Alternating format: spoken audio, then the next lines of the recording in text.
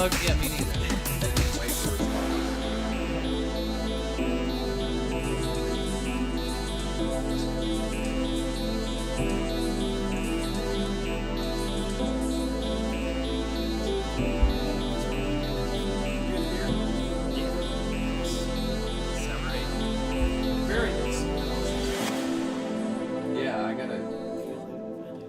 Contact the distributor. I met her, a lady named Robin. Super cool. Cool. So this thing seems awesome. Yeah.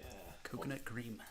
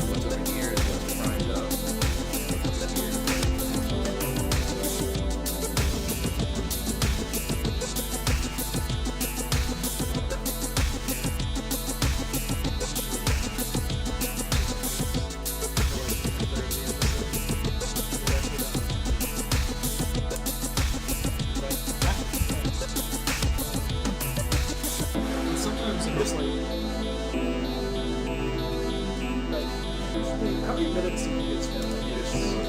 Yeah, we should also definitely be a little more in, right? Yeah. All right.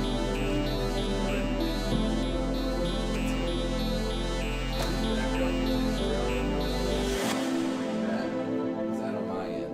That's on purpose. You can't see it. It's a background music. Who dares? It's your sis. My what?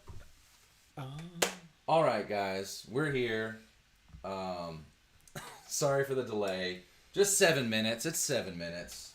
That's Viv. Yeah, no, so the reason you were hearing that background music is it is like it's a priming kind of music. It's a intro. It's kind of getting us ready for the show. So you're not really supposed to hear our voice too much. You know we're there, but it's not so much about hearing what we're saying. It's good because that's where we sneak in all the sneaky stuff. Either way, guys, thank you for tuning into Trade Skills. Episode 170, and I think that is pretty important. We have Kerby Wilkes in. Second Kerby we've ever had. Second Kerby Potter we've ever had. Second Kerby I've ever met. Pretty uncanny. Except for Kirby's adventures in Nintendo. And the vacuum cleaner. Yeah. There is a Kerby vacuum cleaner. Either way, I suck. Yeah.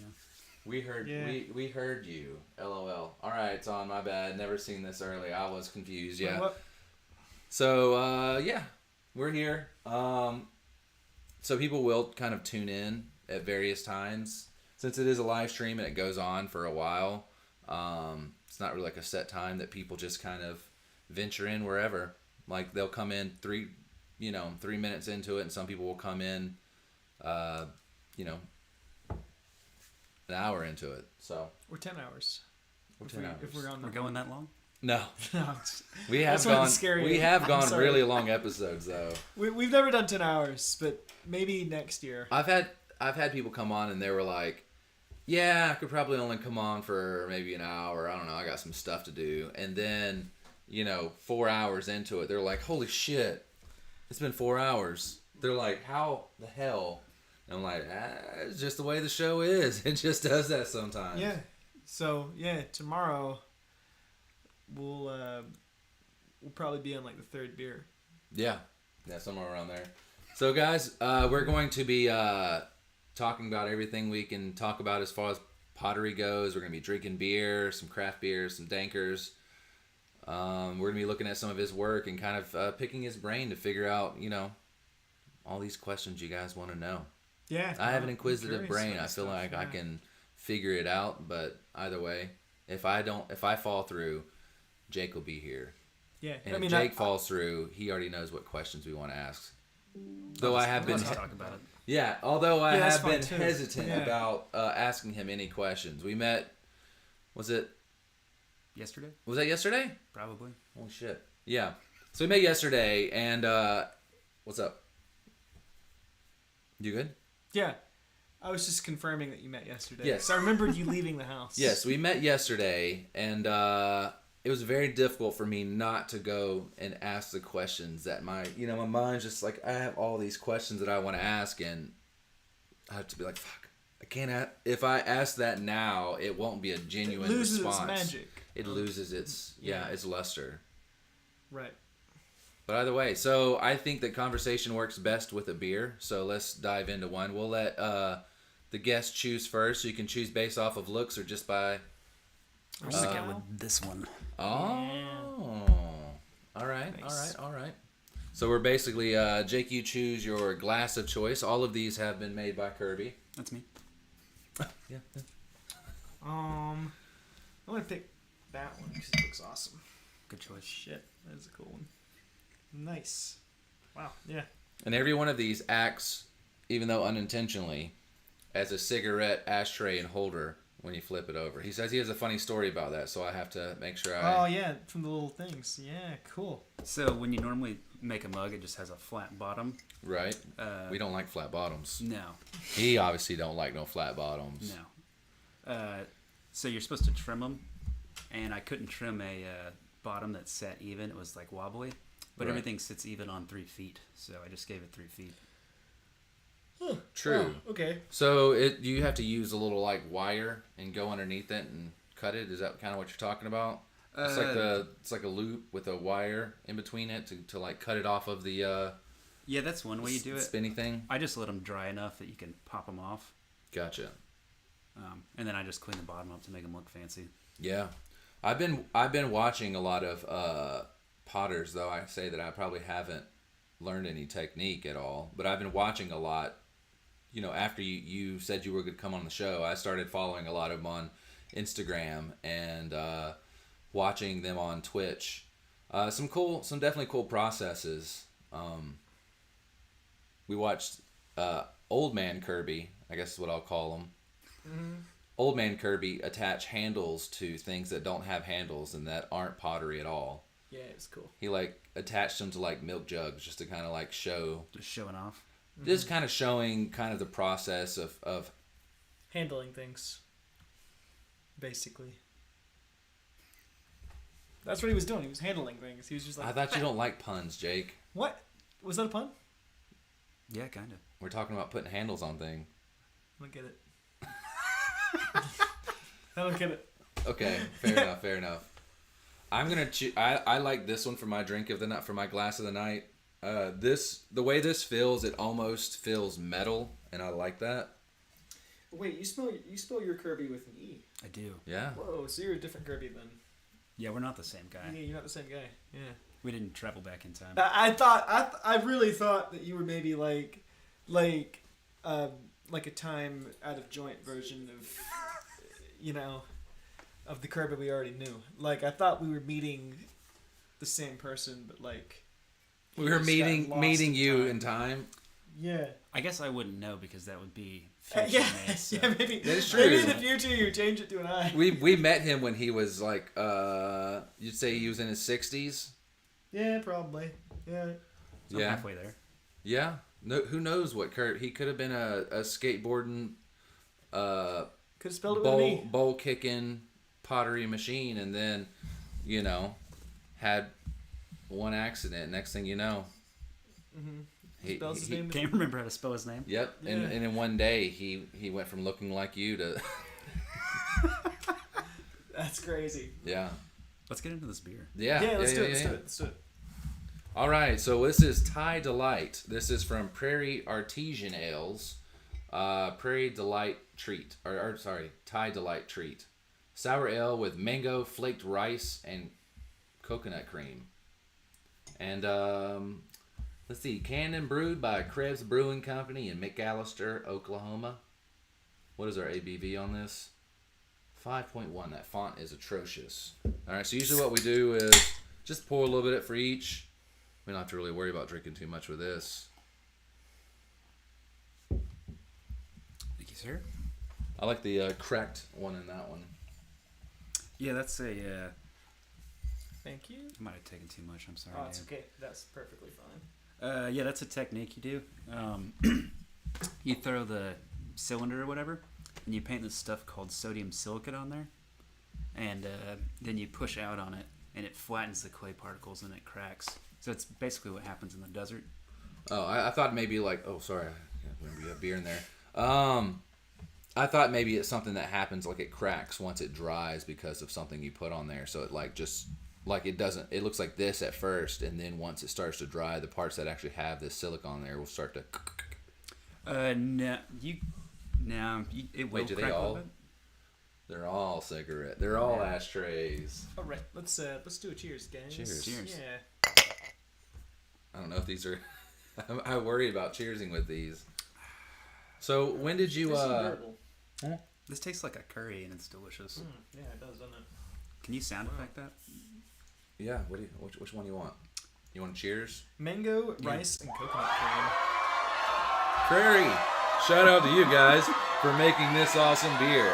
Thai Delight something. Yeah, Good beer. That's really good. I'm into that. Wow, nice.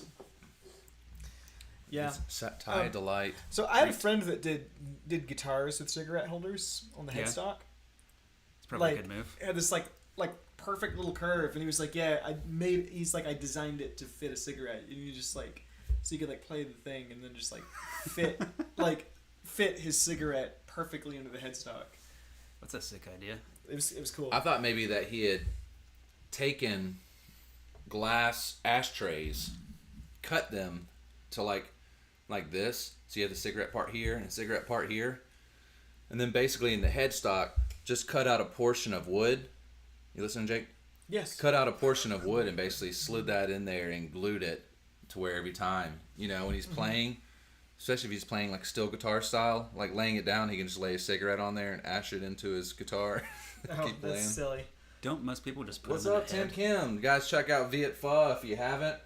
Also, his social media has been kicking off with that Viet Pho. He's got like a massive bowl of pho. It's like, you've ever had pho? Yeah. It's like he's got a super size. I think it's like a 3X. It's like this big, and it's like if you can finish it, it's free. I think he's had like one guy finish it. What's up, Sky? Long time no see.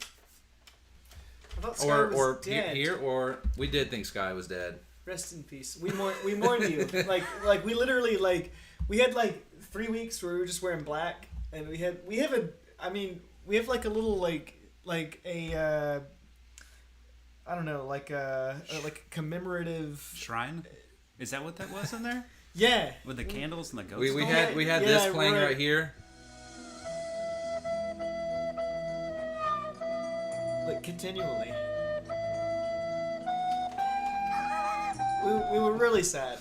And it's good to know that you're either dead or not dead, either not dead Speaking or to us in ghost form. Yeah, no. Yeah. We had a Viking. Which would be kinda cool. We had a Viking funeral. We put a can of blue popsicle on a tiny boat. Hang on, and wait, then- yeah. So if Sky's not dead, whose body did we burn?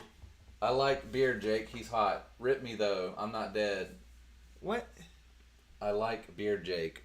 Oh, beard Jake. Yeah, dude. Yeah. I feel like. Jake, now's the time to grow a good beard. Yeah, I think the. I don't usually have a beard, but I do now.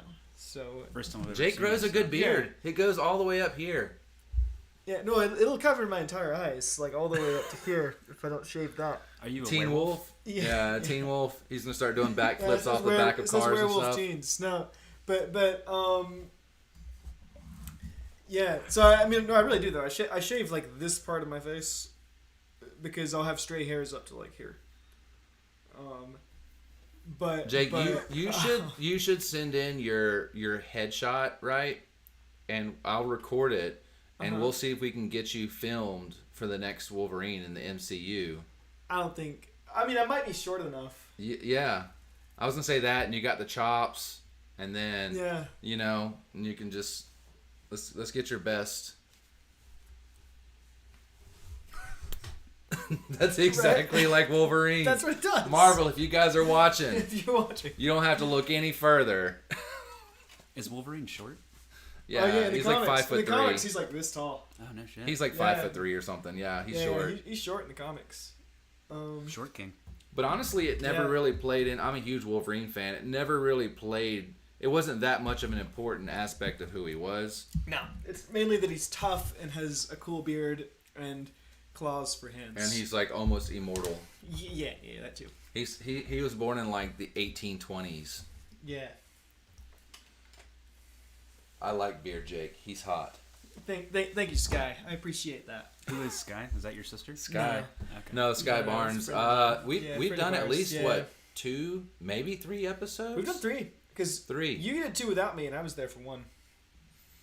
And so he's a friend of ours that lives in Tallahassee. Like, he's just a fun guy, and like we've interviewed his sister a couple times. Yeah, She's we like had a Hannah piano player. on. We did a Hannah Sky episode where Sky was playing. I think he was playing guitar and singing, or at least he was just singing. Oh and no, I don't know which one my beer is in. It's okay, I found it. Yeah, it's this one.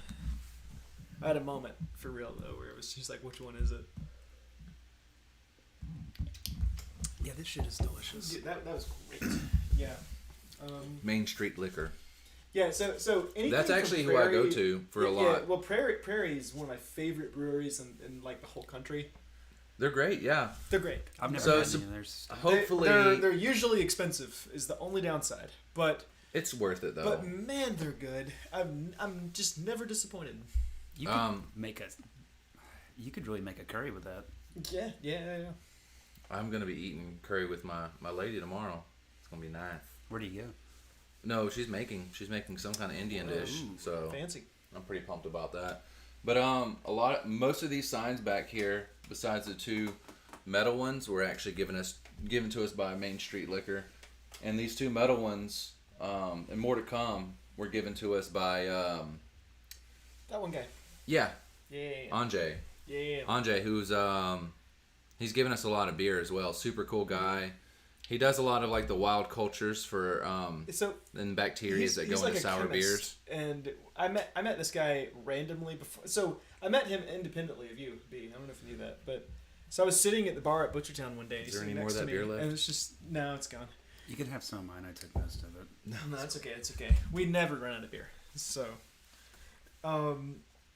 yeah. So I'm just sitting next to this guy at Butchertown Hall, and he's got like a German accent. You know, we're talking to him about we got to talking about chemistry because like I use a lot of like chemicals in the kind of work that I do, like 9 to 5, right? And we had like a long conversation about I don't fucking some sort of chemical, whatever. Anyway. And he was just he like reached into his jacket and he's just like, "Would you like a sausage?" And I'm like, "What?" He's Polish, so Yeah. he has Polish sausage on him often. I'm not exaggerating. I'm not exaggerating at all. He like reached into his pocket. He was just like, "Would you like a sausage?" I made these sausages, and it was like, this is the first time anybody's ever offered me a sausage. A pocket sausage, a From their sausage. pocket while I'm sitting at the bar. And, This should happen every time I go to the bar. and I was just like, "Yeah, I'll try it." And so Yeah, Anjay be giving out his sausage all the time. um, He just be slinging that sausage. Yeah, it was an actual sausage. It was What's a up, little, Mama Sharon? it was a bit shit. weird. No. Fine. You'll have to go Yeah, get the. I'll get it. What's happening? She only drinks Fireball. So when Mama and Sharon she's- pops in, Yeah. we just take a little shot of that. Which we just the hate. once. Okay. Yeah, but yes. How do you feel about that? I'm fine with Fireball. It's candy, so Too much is a bad hangover. yeah, it's all the sugars in it. And this right here, Alan Van Hook from our hometown, he used to give us mystery beer. He would give us like 5 or 6. Yeah. Yeah. Yeah. Alright. 5 or 6 every episode for like a while, and he would wrap them in this like rainbow tape, and we'd have to like drink the beer and then figure dude, out. He liked to fuck with this though. He like the Luke Bryan beer, which was literally Lake, it's like Lake Drive or no, something. The craziest thing is just like this is Coors Light. That's what I'm tasting? Is it Coors Light? And then we unwrapped it to reveal the Luke Bryan beer, and we're like, oh, okay, so it's Coors Light. Well, no, we took Labeled you Luke take Bryan off the beer. label behind that. It's Coors Yes, Light. exactly. That's what I was thinking. Yeah, it's funny. he also gave us that really awful Iron Maiden beer. These look a lot taller than they are. Let's say, is that a You know? double? Nah, I don't think they No, are. they're 2 ounces, but you're not supposed to actually pour 2 ounces. You're supposed to pour Okay, like then hand me yours, and then we'll thirds it. yeah. Well, okay. this one's different. They're all different. What the hell? No, the 2 of those are the same. I mean, worst case Ontario by Uber home. You know, yeah. Nah, we're not going. We're literally taking swigs of everything. All right, everybody, pick your poison. Okay, that works. These are my Fernet glasses. Love them. Cheers. All right, cheers. Thank you, Mom Sharon. But not really, because I hate Fireball. It tastes. I mean, It's alright. I play this game with myself in the winter where I'll go to the liquor store and buy one of those like big cases of like the 2-ounce Fireballs, Yeah. and then I'll get drunk and then I will hide them in all my coat jackets. So then when I'm going out, I'll just reach in my pocket and then pull out a Fireball. and you're just like, Yeah, Yeah. try a Fireball. it's not bad times. No, it's not. It tastes kind of like Christmas, honestly. Yeah. Yeah, it's like a If I'm being cinnamony honest. Christmas apple-y But- kind of pie. Yeah. So, Kerby, we haven't talked about what you actually do at all. We talked a little bit about some of the processes. How long have you been in pottery, and what kind of drove you towards pottery? What was like kind of your inspiration, or like what drew you there? So I started making pottery in 2005 when I was in high school. My sister started taking a pottery class with these people call them Metters. They're like folk potters in Cleveland, Georgia. And He's from Georgia. He's from close to where Helen is. I don't know the town. Okay. What is it? Cleveland. Cleveland. Cleveland. Yeah, Okay. I know Cleveland. Yeah. Nobody knows Cleveland. I know. There's He barely knows Cleveland. yeah. No, no. Helen's- he's lived- I actually have family there. Oh yeah. Do you? Yeah, Who are they? Cleveland. Yeah. I probably know them. You might. There's 4 people in the whole town. You're probably related to him.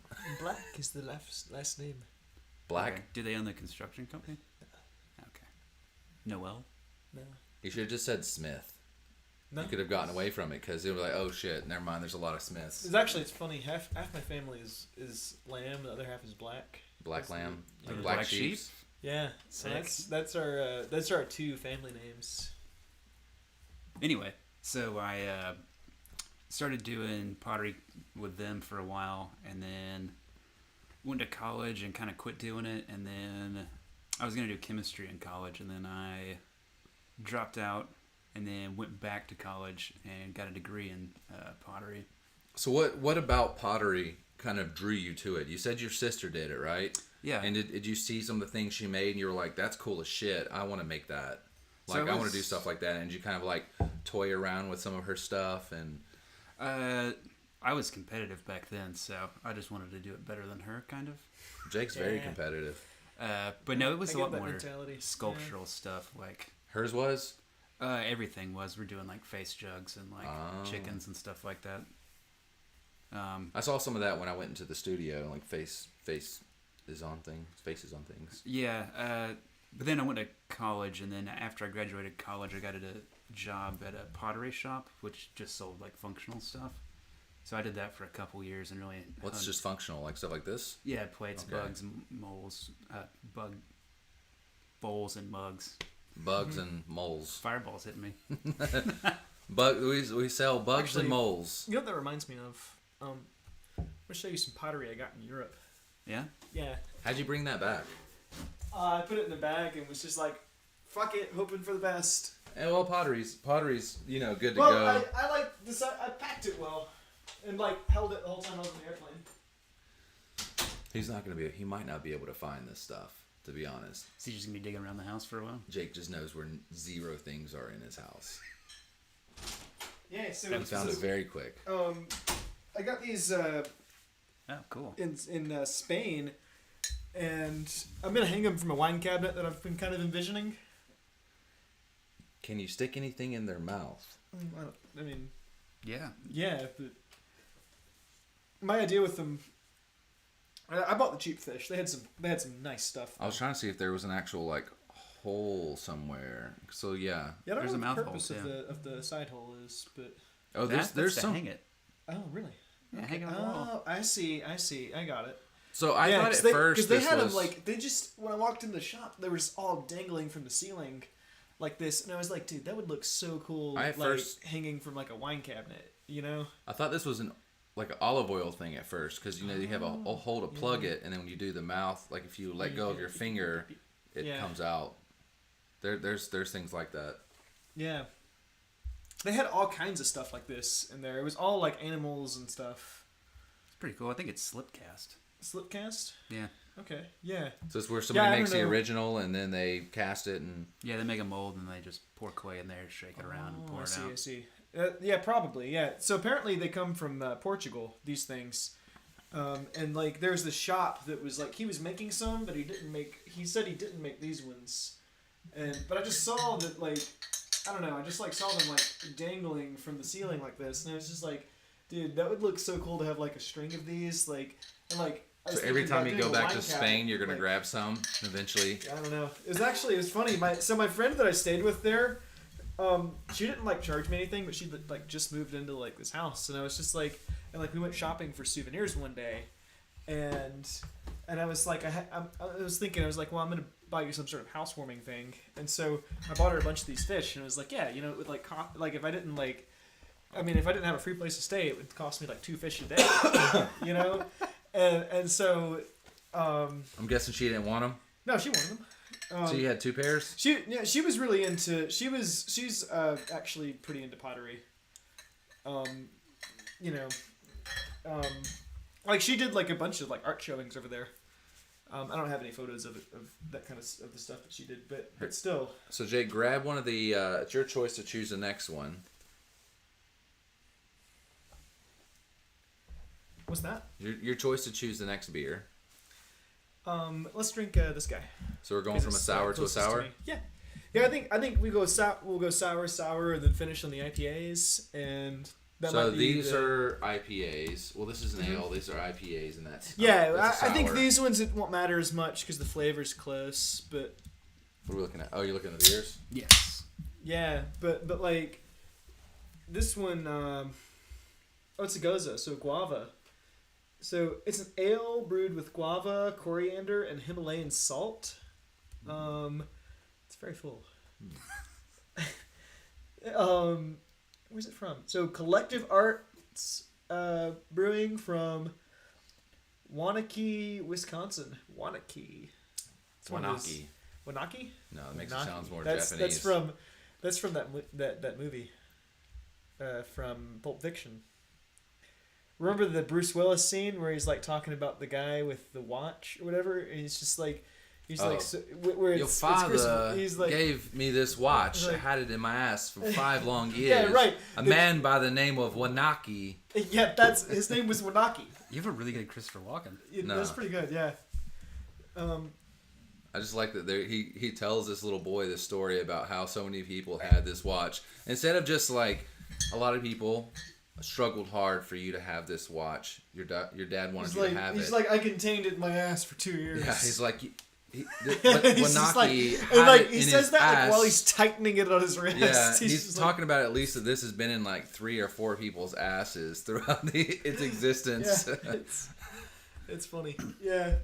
You I wanna hear- always loved the names. Go ahead. I was gonna say, you want to hear one of my fun facts? Yeah. What's that? Coriander is cilantro seed. Yeah. Hmm. Yeah. Did you know So I did not. so coriander, cumin, and cilantro are all the same plant. I didn't know that about cumin. Yeah, cumin's the same plant. They're all different parts of the same plant. Have you guys ever seen Yeah. cashew apples? Is They're that the not fruit cashew. around a cashew? It's the fruit above a cashew. There's more. I guess we'll put it there just in case somebody else wants a whisper of it. Let's cheers it. Indeed. Here, let me there. Let's cheers it. I don't know why the audio started when I hit enter and stop. Oh yeah, guava right away. Weird. Yeah, that's Wow, nice. it's good. Yeah, it's Yeah. refreshing. Yeah. That'd be good, like a little bit colder on a really hot day. Yeah, I was thinking swimming. Yeah, swimming. Yeah. Sitting then on the edge of a pool. Mm-hmm. Yeah, it's refreshing. I like the label. If you guys want to catch a gander of that, I'm gonna go to right cam. And right cam apparently doesn't work right now. So Bummer. we'll go to left cam. Show it off, Jake. Give him the old razzle dazzle. The Razel. Okay, all right. It's this person who's she looks like she's made of guavas, I guess, I think it's a sunburn. or maybe just sunburned. I It's don't know. understandable. I can't tell. I don't even. What color are guavas? Are they blue, red, green? I don't know. I don't have any idea. Do you? It's the can's pretty. Orange. They have good colors. It's Maybe. It doesn't suck. It's red and blue. And I guess it's actually more of like a pinkish kind of Pinkish fruit. fuchsia. Is that sweat or is she crying? Huh? Maybe both. Okay. Yeah. You decide. Alright. Yeah. It is good though. That's what's important. Is it tastes decent. Tastes decent. What was better of the two? Definitely Prairie. Prairie was way better. But no, that's not to say that I don't like this. That's just one of the best things. That's just yeah. From what a you're man saying. named Wanaki. So all the names in Wisconsin are like that, and I love that about Wisconsin. So I lived in Wisconsin for a little while, and when I was up there, the town I lived in was called Menominee. So like almost like yeah. Menominee. Menominee. Mana. Yeah. So It's a Sesame Street reference. well, yeah. Cake. I don't think I Cake got did that. the cover of that song. Yeah, Cake covered that song. Sesame Phenomena. No, no, no, no, no. Phenomena. No, no, no, no. Street. Exactly. It literally Yeah, does yeah. just like that. Exactly. I I can play it on guitar. Let's fucking hear it. No, I'm not doing it. I'm not You doing call it. your fucking bluff, Jake. Dude, okay, Call your fucking bluff. so my guitar teacher. Guitar right there. Oh, fuck you! I'm not playing it. My guitar teacher, like in college, was just like, "You have to learn this song," and it's just like, "Why do I have to?" And Your it was teacher like, was like trolling the shit and he out was of like, you. "Because I'll fail you if you don't," and I was just like, "Fine."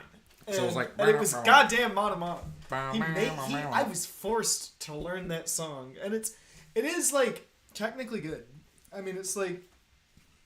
I will know. I can't think of it off the top of my head. You might need to play it just so I can. I'm not. There's zero chance of me doing it. One, I've completely forgotten it. Except for like a little bit, but there's zero chance of me playing it. Yeah. All right, so let's talk a little bit more about some pottery. Yeah. All right. How did you? What's like your draw into this? Like what is like why do you think this is like your thing and like it what draws you to it? So it's like art and science combined, kind of. Yeah. So the like art side is just making something pretty, but then there's all kinds of chemistry going on with the glaze and stuff that I like to mess around with. Right. It's like multiple chemicals kind of doing different things and dancing around on this. And it's on all top like, of the temperature has to be a certain thing. And the materials have to be exactly. So my day job is actually I manufacture glaze, opulence glaze from Mid-South Ceramics. Nice. Do you ever remember seeing across the street? It's like a little bit down from the cemetery, the Mount Olivet or whatever. You know what I'm talking about? The cemetery down from where you used to live? Yeah. There's a building that has all these like blue fucking things on the side of it. It's like right? It's just pots graffitied on the building. Right. Okay. It's literally like on the left That's side. the place? Yeah. It's like right over there by where you used to live. You pass by it probably on the daily. Probably, yeah. Yeah. And they do other stuff there, right? They do just ceramic work. Didn't you say something about glass? They have a stained glass class. Yeah. Sculpture class. Wood turning every once in a while. Interesting. Nice. So it's not just a ceramics place. It's just a trades skill place. Yeah. Like an art place. We're hoping to expand and bring in a bunch of other stuff. Cool. Yeah. Nice. I'd like to be involved with them, or at least like talk to some of the people who do all of that to kind of, I don't know, just meet other cool people who are passionate about something. Even if they don't decide to come on the show, I get it. You know, Yeah, like I was talking to you. The core of what we do is meeting people, and it's like, talking to people on the show is fun, but like the main thing that I get from this personally is I meet all these cool people and get to talk about all this stuff that people do, and that's like the draw for me. Yeah, we get to pick people's brain. We slowly get connected with more and more people and just make more connections and just learn more about stuff that maybe we didn't know anything about or had a very just a light understanding of. There's just, excuse me, beer does that. So much, that we get from the show. I know you and I were talking about it, and you and I were talking about it as well. Like trying to find some good balance of what they offer us versus what we can actually offer them. Because Right. we're still a very very small show. It's literally just us two, just literally wanting to talk to awesome people. So there's not a lot we can actually give back. Most of the people who we actually interview actually have more of a presence than we do. But also we are in a new town where we don't know that many people. Dude, if we're being honest, like most of the people that Jimmy Fallon interviews has more of a presence than he does. Think about it. Like if he interviews fucking Sean Connery. he's more famous than Jimmy Fallon. Yeah, R.I.P. Rest in peace. How's your Sean Connery impression? It's good. It's good. It's trash. Don't do it. No. Come on. Please. You won't even play Phenomenon. Please. Knock, knock. Sean Connery right now. Say haggis. I got you. Knock, knock. I'm not. Who's there? Dishes. Dishes who? Dishes Sean Connery. Please. Was please that yours? Yeah. Please say haggis. The Sean Connery voice. Eventually. Brandon. The reason the haggis reference is there can be only one. Yeah, Please. is a Highlander. Please do They've it. got a Egyptian Spanish man with a Scottish accent. Dude, it's great. It's like Sean Connery is pretending to be from Egypt, and from Spain or whatever, and he goes to Scotland and meets the guy that's the actual, the Highlander character. Who's actually not Scottish who's actually at all. not Scottish, and they eat haggis, and Who he's doesn't just, have he's a just like, Scottish accent. He doesn't have a Scottish accent, and he's just like haggis. That's disgusting. Yeah. And it's like it's so great. And we're all like, Have you ever seen? Sean Connery, you fuck up some haggis. Don't play. Yeah. Have you ever seen Highlander 2? Oh, it's insane. It is. Michael Ironside wrecks a train through a wall. It's one of the most insane. Is scenes. that the one where it's got the shaved head My favorite guy and he's like in the church and he does all of this, or was that the first one? My favorite thing. My favorite. Who's the bad guy in the first one?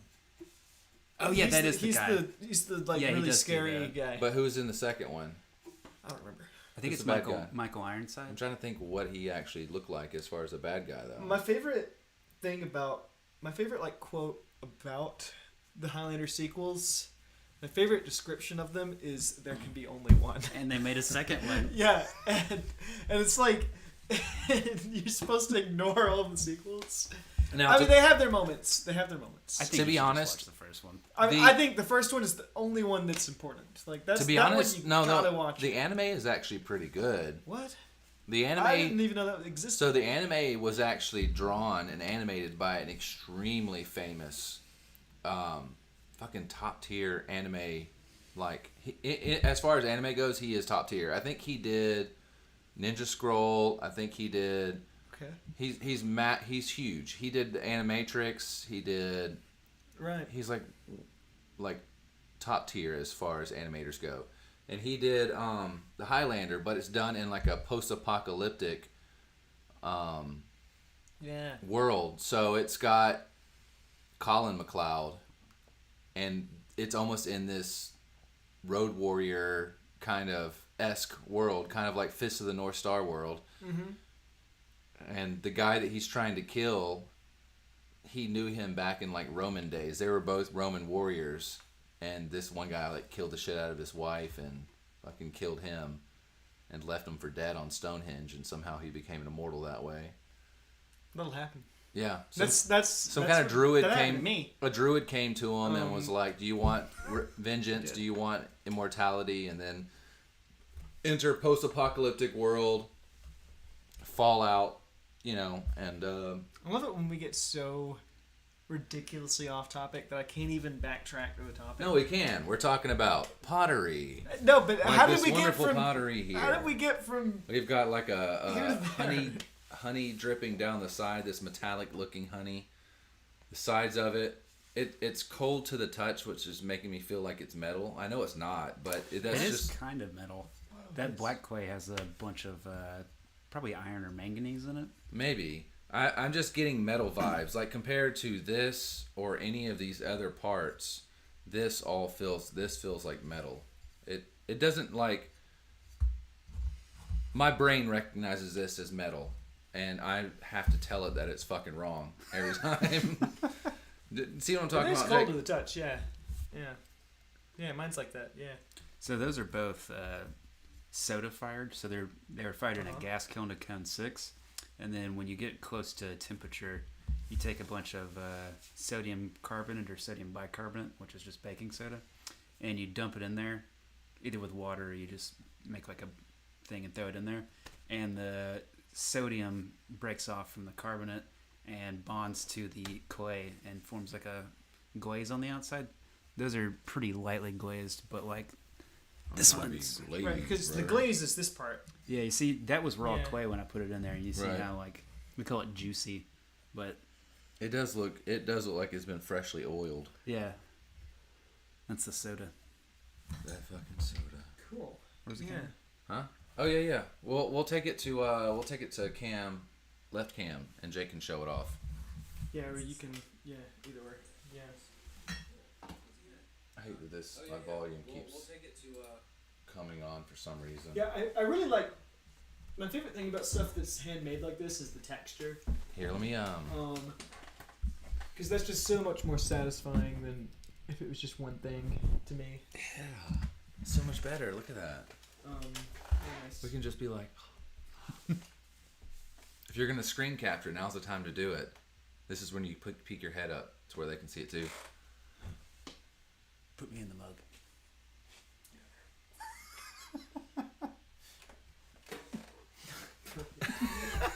Love it. Except for when the camera decides it was focusing on that for so long that it doesn't know to focus on us now. So I have to like go back to this camera. Love it. They want more of this. Except for when the camera. I hate that this I'll is take a doing little that. more of I mine don't out. know why. It's gonna be all foamy. I should have known better. Do you want any more of those? No, you can take the rest. Cool. There wasn't much in there. It was a whisper, a suggestion of beer. I like the little stamp down at the bottom. Is that something that you have like a little actual little stamp that you kind of just Yeah, so I just made them out of clay? Yeah, basically I wrote a KW and then flipped it over and then used that to carve into clay. So when you stamp it, it's the right way. Oh, I see. Yeah. And this is literally just designed so you can put your finger there. Thumb rest. It's a thumb rest. How important are thumb rests versus this one without a thumb rest? I mean, if This you're, one's high angled though. yeah, This if is- you're ADD, it's a really nice little texture for your thumb to like keep you occupied. Not to distract, but How many of these have thumb rests? That one's got a weird one on it. Like, I don't know what that is. That's a little piece of trimming, actually. Was it meant to be there? Yeah. Oh, okay. Let's you touch on this little texture for you. Yeah, somebody just likes a little something to touch. Mm-hmm. It's a good thing you didn't. there it is. Still not the right one. God damn it. So this one got covered up, but I actually made like a butthole looking stamp. That's the Nobody would ever know. Nah, yeah, that one's all covered up. But, So what's the technique that goes into something like that? so 'Cause it looks like you literally just took something and like drug it across in a diagonal pattern, that's called chattering. So like a chatty Cathy. sure. Now you know when you're at the beach and when you're first walking to the ocean, there's that like wavy part, like on the sand. Yeah, Yeah. it's kind of just. Yeah, it's essentially the same thing, but you take the pot, and you get a metal tool, either like a ribbon tool or like some sort of piece of angled metal, Right. and you just spin it really fast and it bounces, and the bouncing pulls clay off and does that pattern. And versus, you have beer in that one. Yeah, This one has the ashtray on it, right? This is what I'm just going to coin it as. yeah, they And all if- have the ashtray. It's And- the, it's the and little thingies here. And if at time Yeah. you want to coin that and actually make it a legit thing and make this go in a little deeper and have this, like where it actually can hold a cigarette and people can ash in it. You can probably do it with that one. It's Eh, just not like, quite. wouldn't that be like a multi-purpose thing? It's like, you know, somebody drinks their coffee or they drink their beer and they're like, ah, damn, I need I a think that's great. cigarette. And It's they like- just flip it over and... I don't smoke very often. It's very rare, but like, I mean, it is kind of a cool thing in a way. Like, I respect stuff that's like, I mean, like, I don't know, like I like the Aesthetic. Well, I like the aesthetic. Yeah, it's like you look super fucking cool smoking a cigarette, and it's like, it's been like that since the existence of cigarettes. I think. Yeah, You know, and I don't know, you know, it's one of the mysteries of the universe, but I mean, I don't even smoke, but it's like I didn't Yeah. even consider that when I started doing that. It was just yeah. I like to look at Now, it. every time you go to make one, you're like, I should make the next one into the ashtray. That's like everyone's first project though, is an ashtray. Yeah, and that's right. playing Yeah. it back to an homage to where There's it all almost- started. There's almost something classy about like the kinds of people that like have an ashtray in their bed, you know? That's Or on a a powder keg. that's a vibe. It's a vibe. It's a vibe. Yeah, it's like, I mean, it's like, I madly respect it. Like, I could never do it, but Like in their bed or next to their bed? like, no, in the bed. Like, have you seen like the people that like have like king size bed and they like I feel like lay- Johnny they, Depp would have something like that. Yeah, probably. They He like just lay has back shit in the his bed and they smoke. They fall True. asleep smoking cigarettes. And it's like it's on. It used to always be on the news. Like somebody like that would burn their house down because they set their bed on fire by smoking cigarettes and falling asleep smoking in bed. And my aunt used to do that. Like, and I always thought it was cool for some reason. She burned down 3 Polar houses. Nights. Good morning. Odyssey, I'm not the only one having morning here. What? Shout out to Jake. Who said that? Polar Nights. I don't know. Do I have morning hair? What's going on? We're talking That looks to Kerby Wilkes. We're talking about pottery. He is a potter, and he's made some of these wonderful cups. You said you've been working on it since, you say 2005? What'd you say? Yeah. So I guess 2005. 17 years. Holy Damn. shit. So we brought... Is that he- how there's long a- 2005 ago was? Yeah, dude, we're old. And it's, Fuck. and it's not just cups and stuff he works on. It's Shit. just these seemed most functional for a beer drinking show, so we brought these, and it's a good way to kind of encapsulate some of his skill into an object. So I think the mug is also like the ultimate ceramic art, you know? At yeah, least now. Probably the most useful. Yeah. Well, it requires like a little bit of all the skills, you know? Like you gotta throw this, you gotta pull the handle. yeah. You got to know your chemicals well enough to know that what you put on there, what it's actually going to do to it. Is it always a surprise whenever you finalize a project, like when you open up a door somewhere to see how it turns out, or at this level, since doing it since 2005, you already know for the most part exactly how it's going to turn out? No, that's part of the thing. Everyone, when they start, wants it to like just look a color, and they have like something very specific in mind.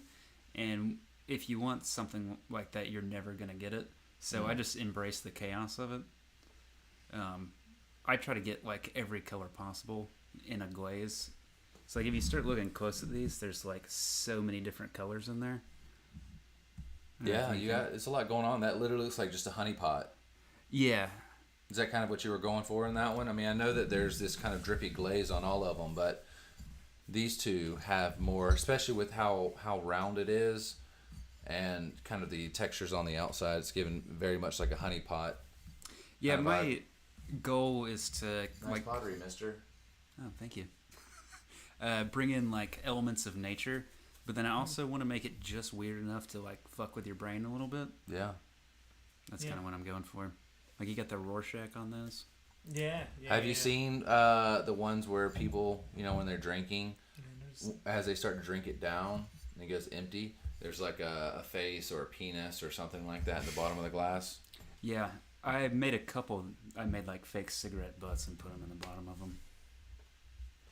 Nice. Just for shits and giggles. So I guess like maybe the main thing you can control must be the shape. Yeah. Here, we'll show off some over there, Jake, if you're cool with it. Yeah. Some other ones.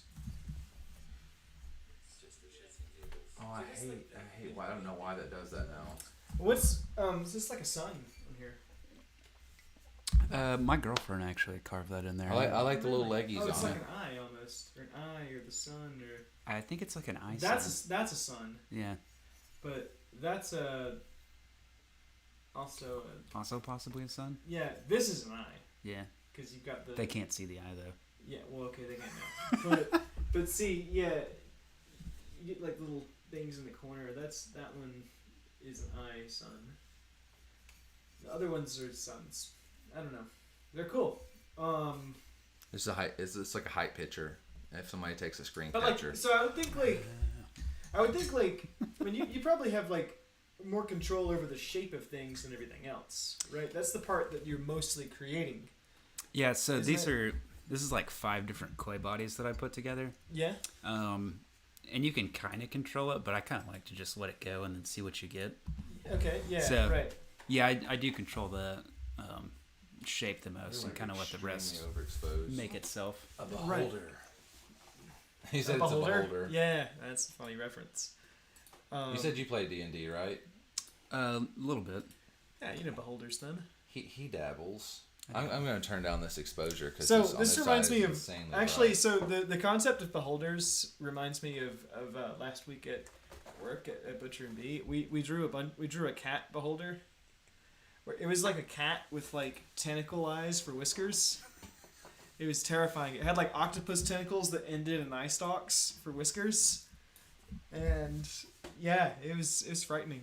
Like everybody that worked there that day contributed a cat to the book of cats, and we had like 25 cats at the end of the day. They were all abominations. It was pretty weird. And there's one that had like 8 eyes like a spider. But like looked really realistic, you know. It was just like. It's terrifying. Right on. That looks a lot better. Right? That looks better. You're not like I extremely overexposed. Cats right now. Beholders. Have you seen Big Trouble in Little China? Mm-hmm. Yeah. It's kind of like not quite a beholder. It's got a face, but it's got like little tentacle-y eyeballs hanging off of it, and it kind of just. Well, I would use that cup to show you, but this one works. It's like.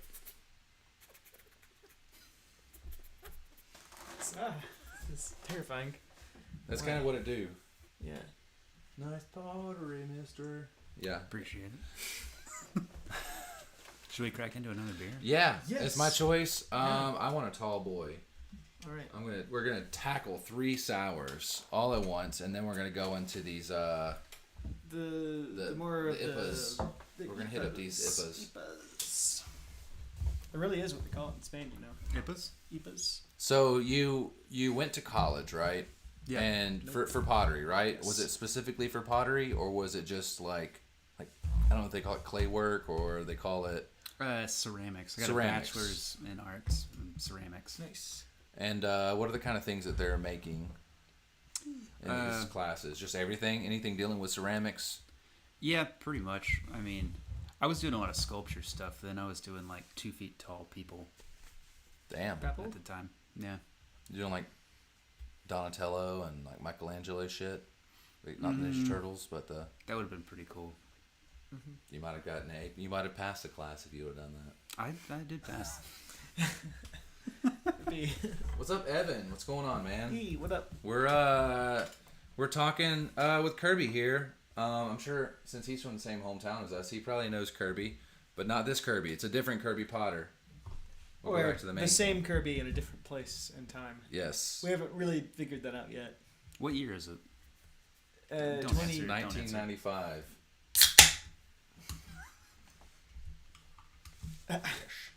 All right. Um, There's a Sean Connery. I did very little. please There's please more. say haggis. Brandon, come on. All right, this Come is on. King of Come on. Falling Fruit. Ale brewed with apricot and passion fruit. It's I'm 1 making pint, it 7.5%. It's called Stir Up Life. The artwork that makes up this label, King of Falling Fruit, serves as a reminder to open your eyes and catch opportunities. Sister, whatever that is, offered to make a piece of art for this beer label. We didn't know what it was going to be, but we knew it was not an opportunity to miss. Andrew has been a friend of Blackberry Farm for many years, and his artwork is displayed throughout the property. King of Falling Fruit is a nod to one of Andrew's friends, a person admired and shared philosophy with, blah, blah, blah, yeah, take a moment, look at life. That's a Does little it say, wordy for me. yeah, I can't read That's that. like Is look that, at how many words that is is that on the side of Walland? that. Is that Walland? I can't, So many words. yeah. I feel Let's like just choose the have to- smallest font. Let's just say, let's put the art up there and fuck everything else. Just drink the damn beer. But that is Wallen, I think. the damn beer. That A's all fucked up though. I couldn't tell. It could be Walland. I've got 2015 vision too. I had laser eye surgery. So. Oh, Shit. I'm trying to get some of that. Oh, already poured it. Oops. Please say haggis. You're Sean You got to Connery work voice. into it, Jake. Come on, It's B. foreplay. You gotta give it some I time. will not foreplay you. I will not foreplay you. I mean, we're friends and all, but like, I don't know. You got to do the line from It smells great. Dragonheart. Actually, it smells great. All right, let's. The smell of that might be my favorite smell so far tonight. Let's get to it. All right, cheers, everybody. Cheers.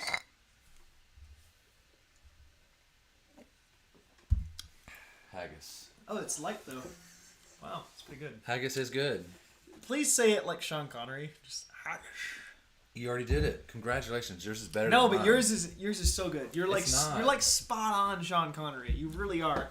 Like I don't know if you realize it, but like I've always just been like, how does he Sean Connery so well? Every time you've made that reference. Did you ever see the sign? And it was like hot shingles. It was talking about like shingles on the roof. Hot shingles. And it's a picture of Sean Connery going, hot shingles. Yeah. That's great. So great. That's good. Yeah.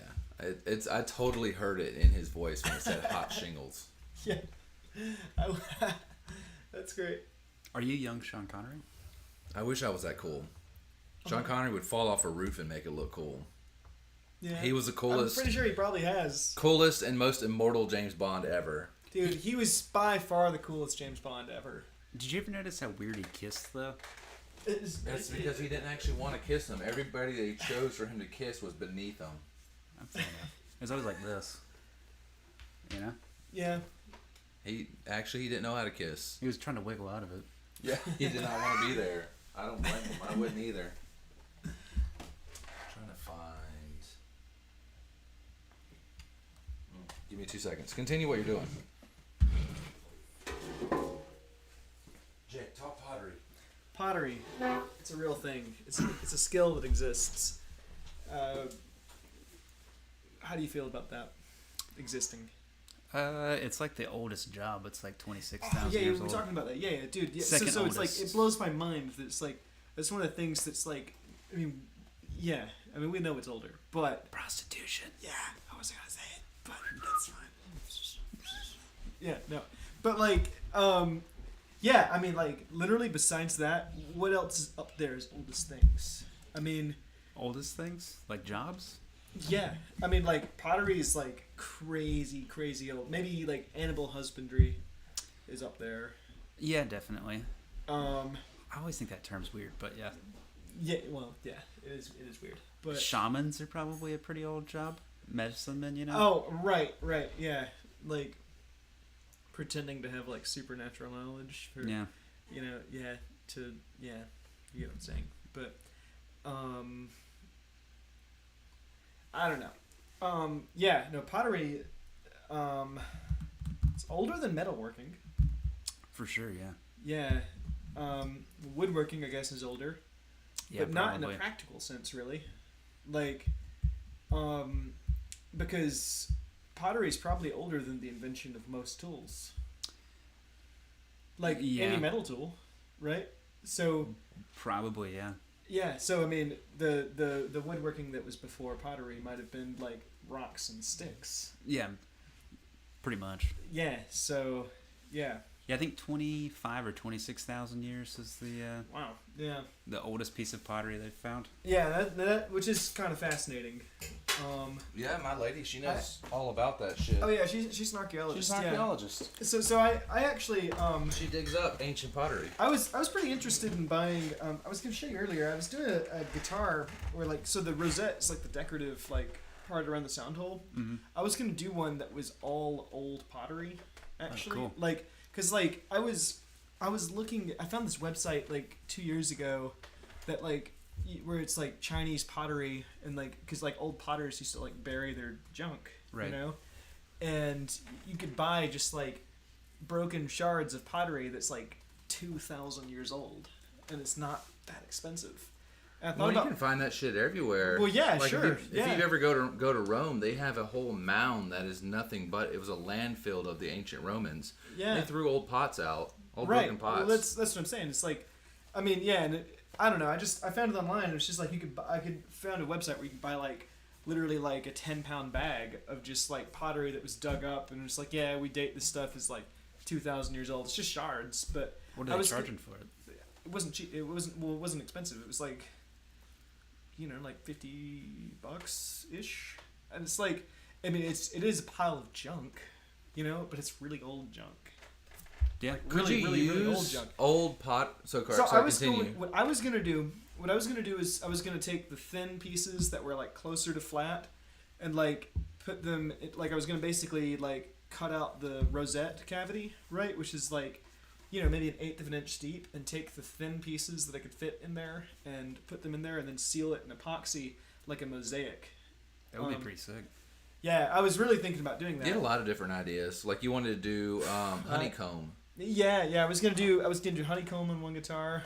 and actually like have all of it And being. then and seal the rosette, like seal, like basically you would buy a big piece of honeycomb, seal the whole thing in epoxy, and then cut it out in a circle, and install it, and that would have been really cool. Yeah. I'm probably gonna one day do that. Well, and you know, I would say within 6 months maybe you'll have like a whole ass, hopefully. Yeah, full shop. Yeah. Yeah. No, I mean it's like all of this is gonna exist in like the new workshop space, and then all my tools that aren't here.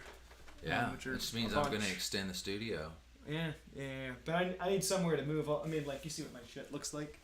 It's crowded and messy, and it's like I wish I had like It's a dedicated. mild mess.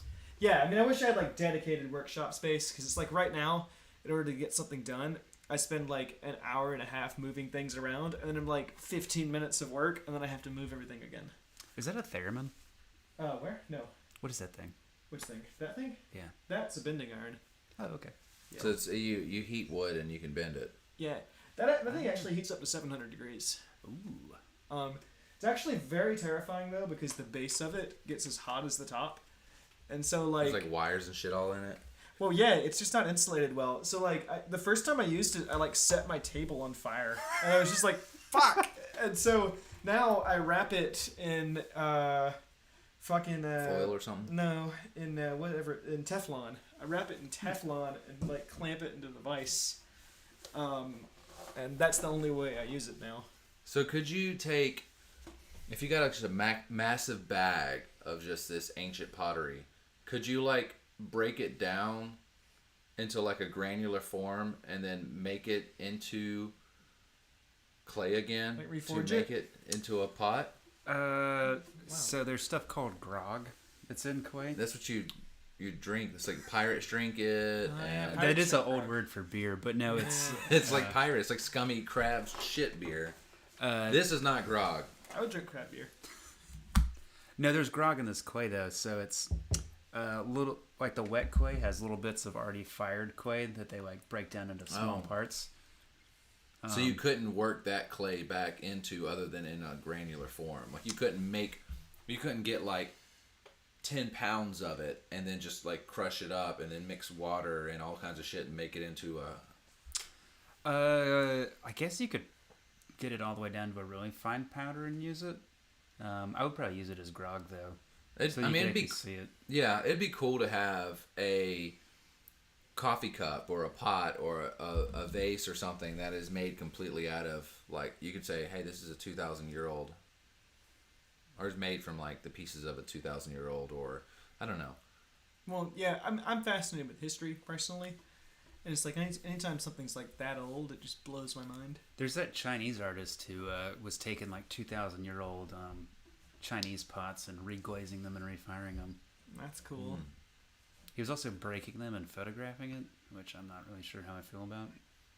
There's always some kind of, I mean, not that this is on the same scale, of course, because one's like a 2,000-year-old pot, but this one guy takes Nintendo and Super Nintendo cartridges, and he like rips the chips out of them, and uses the cover art, and he's like he works with like putties and stuff, and he basically like sculpts. So if it's like Yoshi's Island or something, he'll have like Yoshi looking like he's busting out of the cassette. And it's no longer a functioning cassette, but he has to destroy the original. So anytime he does those, people go in there and they're like, oh, that's fucked up, you're destroying it. You know, he'll take like the gold case of like Zelda and just like do cool art with it. And they're like, that's fucked up. Like, there's only a limited amount of these, they're never making these again. Yeah, I feel like 2,000 years old is a little more... That's what I was saying. It's it's not quite. But I get mean, the point, but... There's, in some people's mind, if you were like, hey, would you like this 2,000-year-old pot or this copy of Legend of Zelda? They're like, are you fucking stupid? What the hell am I going to do with a 2,000-year-old pot? Give me that Zelda. True. So value is a bit relative. I mean, he is taking, like, the cheapest of the 2,000-year-old pots. Yeah, he's not grabbing fucking Ming Dynasty. Like, not that that's 2,000 years old, but you get what I'm saying. Yeah, he's taking ugly 2,000-year-old pots. China's got a lot of old pots, though. They've been around for a hot minute. Every family, it's a pun, because pots and fire. And, anyways, Killing it. Yeah. I got that. Yeah, nice. So So every family, every person had, you know, pottery that, even, you know, from the poor all the way to the rich. You know, it's a skill and an art that was kind of something that was available to everybody. Like, you could, I mean, people in small villages can take mud and clay and stuff and just, you know, make a vessel and use that mud to make a big kiln with straw and shit. And, you know, it's something that's accessible to everybody. And I think that's, I don't know, something's really cool about that. There's something very, very human about this. This is like, the beginning of man is like drinking vessels, like pottery. Like, I'm sure people made, you know, bowls and shit out of wood and you know, whatever utensils they used. But, you know, making stuff like this was like the next step. Right. Well, think about like, you know, those like blue willow plates that everybody has now. Yeah. Blue willow plates? You talking about like the Dutch style, white and blue? I think it originated in China a long time ago. But I mean, imagine everything is covered in mud and you live in a hut, and then you see a plate that looks like that. That's the craziest thing you've probably ever seen or will ever see in your life, compared to everything else that you see. Yeah. You know? Like that pottery was like the nicest thing in the world at one point. Right. It's as good as it gets. Yeah. Taylor Mixon, what's up? What up, Taylor? Gold? You like how I put the emphasis on it? With Taylor's gold? fun. She's an artist from her hometown. Well, there's Oh, only nice. one piece of art made out of that cartridge. No. He makes great art. The guy, he does good stuff. He'll take Coke cans and have Macho Man Randy Savage kicking out of them and stuff. It's cool. I mean, you know. I don't know. I think it's cool. What else is cool is this right here, and I'm gonna drink some more beer. All right. Yeah. But yeah, there's something very human about pottery. Like, this was like. Yeah, it's like I feel like the beginning of civilized man, in my opinion. right. Yeah, Definitely. It's like this is like Stone Age technology. Like this is like kind of where these were like some of the simple tools that where we were separated from other animals. Which is interesting to me because it's actually kind of quite complex. Yeah, I mean the You stuff know? they were doing, there was like pit firing or whatever. Just Yeah. like covering it in like cow poop and then lighting it on fire. Right. Which is like way stronger than that, but still, you know, kind of Still, I mean, yeah, it's I would say honestly like simple tools like, you know, projectile points and things like that were kind of like the first step, but I feel like this was also part of that journey as well in the very Right. beginning of man.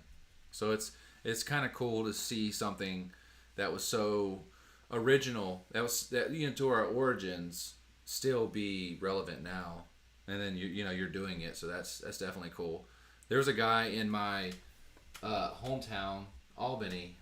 He actually I think he learned with the other Kerby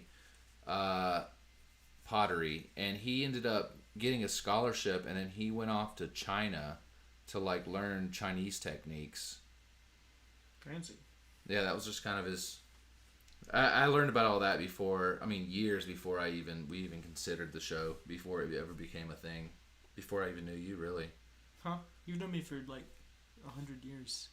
Yeah, or but longer. You guys are time travelers, aren't you? Huh? No, I haven't just been alive that long. You look good. Thanks. Thanks. Yeah. he's at least 100 years old. Yeah. I don't think it's wrong to destroy the cartridge for the sake of art. I'm saying it's unique in its own right. Yeah, no, I agree. I mean, there's a fuck ton of them. I mean, everything eventually turns into dust, and then that dust becomes other things someday. It's like everything is eventually going to be part of. You can play it on emulators anyway. Yeah, true. Yeah. What was the Philip K. Dick androids? Everything Do turns to androids- kibble in the end. Yeah. Yeah. Do androids dream of electric sheep? He- So there's a line in there. So he likes sci-fi books. Yeah, I'm a huge Philip K. Dick fan. I was pointing at I was pointing at Kerby. Well, yeah, I knew you were. I was saying I also am a huge. You were telling me some, but I didn't recognize the names. What books? Right now I'm reading the Expanse series. Yeah, cool. Nice. Yeah. I read the Robot and Empire and Foundation series in 2020 because they all were like a 20,000 year span. So I read all Right. 18 of those books in 2020. Books. Right. It's a lot of books. Yeah. Yeah. Yeah, whenever he talked about it at the very beginning, I was thinking he was talking about like the Star Wars extended universe, like the 130 fucking books they have of that. Or, I don't know that's too for many. sure, but Are those Star Wars books any good? I've read like they're not canon anymore. So I've there's read like You know what? when I was in Fuck high them. school, I think I read like 3 or 4 Star Wars books. they ain't and no they were red, good. They ain't no Redwall, but I Yeah, mean, well, I have read Redwall. I've read more Redwall than you have, sir. yeah. No, I said they ain't no Redwall. Yeah. But I'm a huge like sci-fi book fan.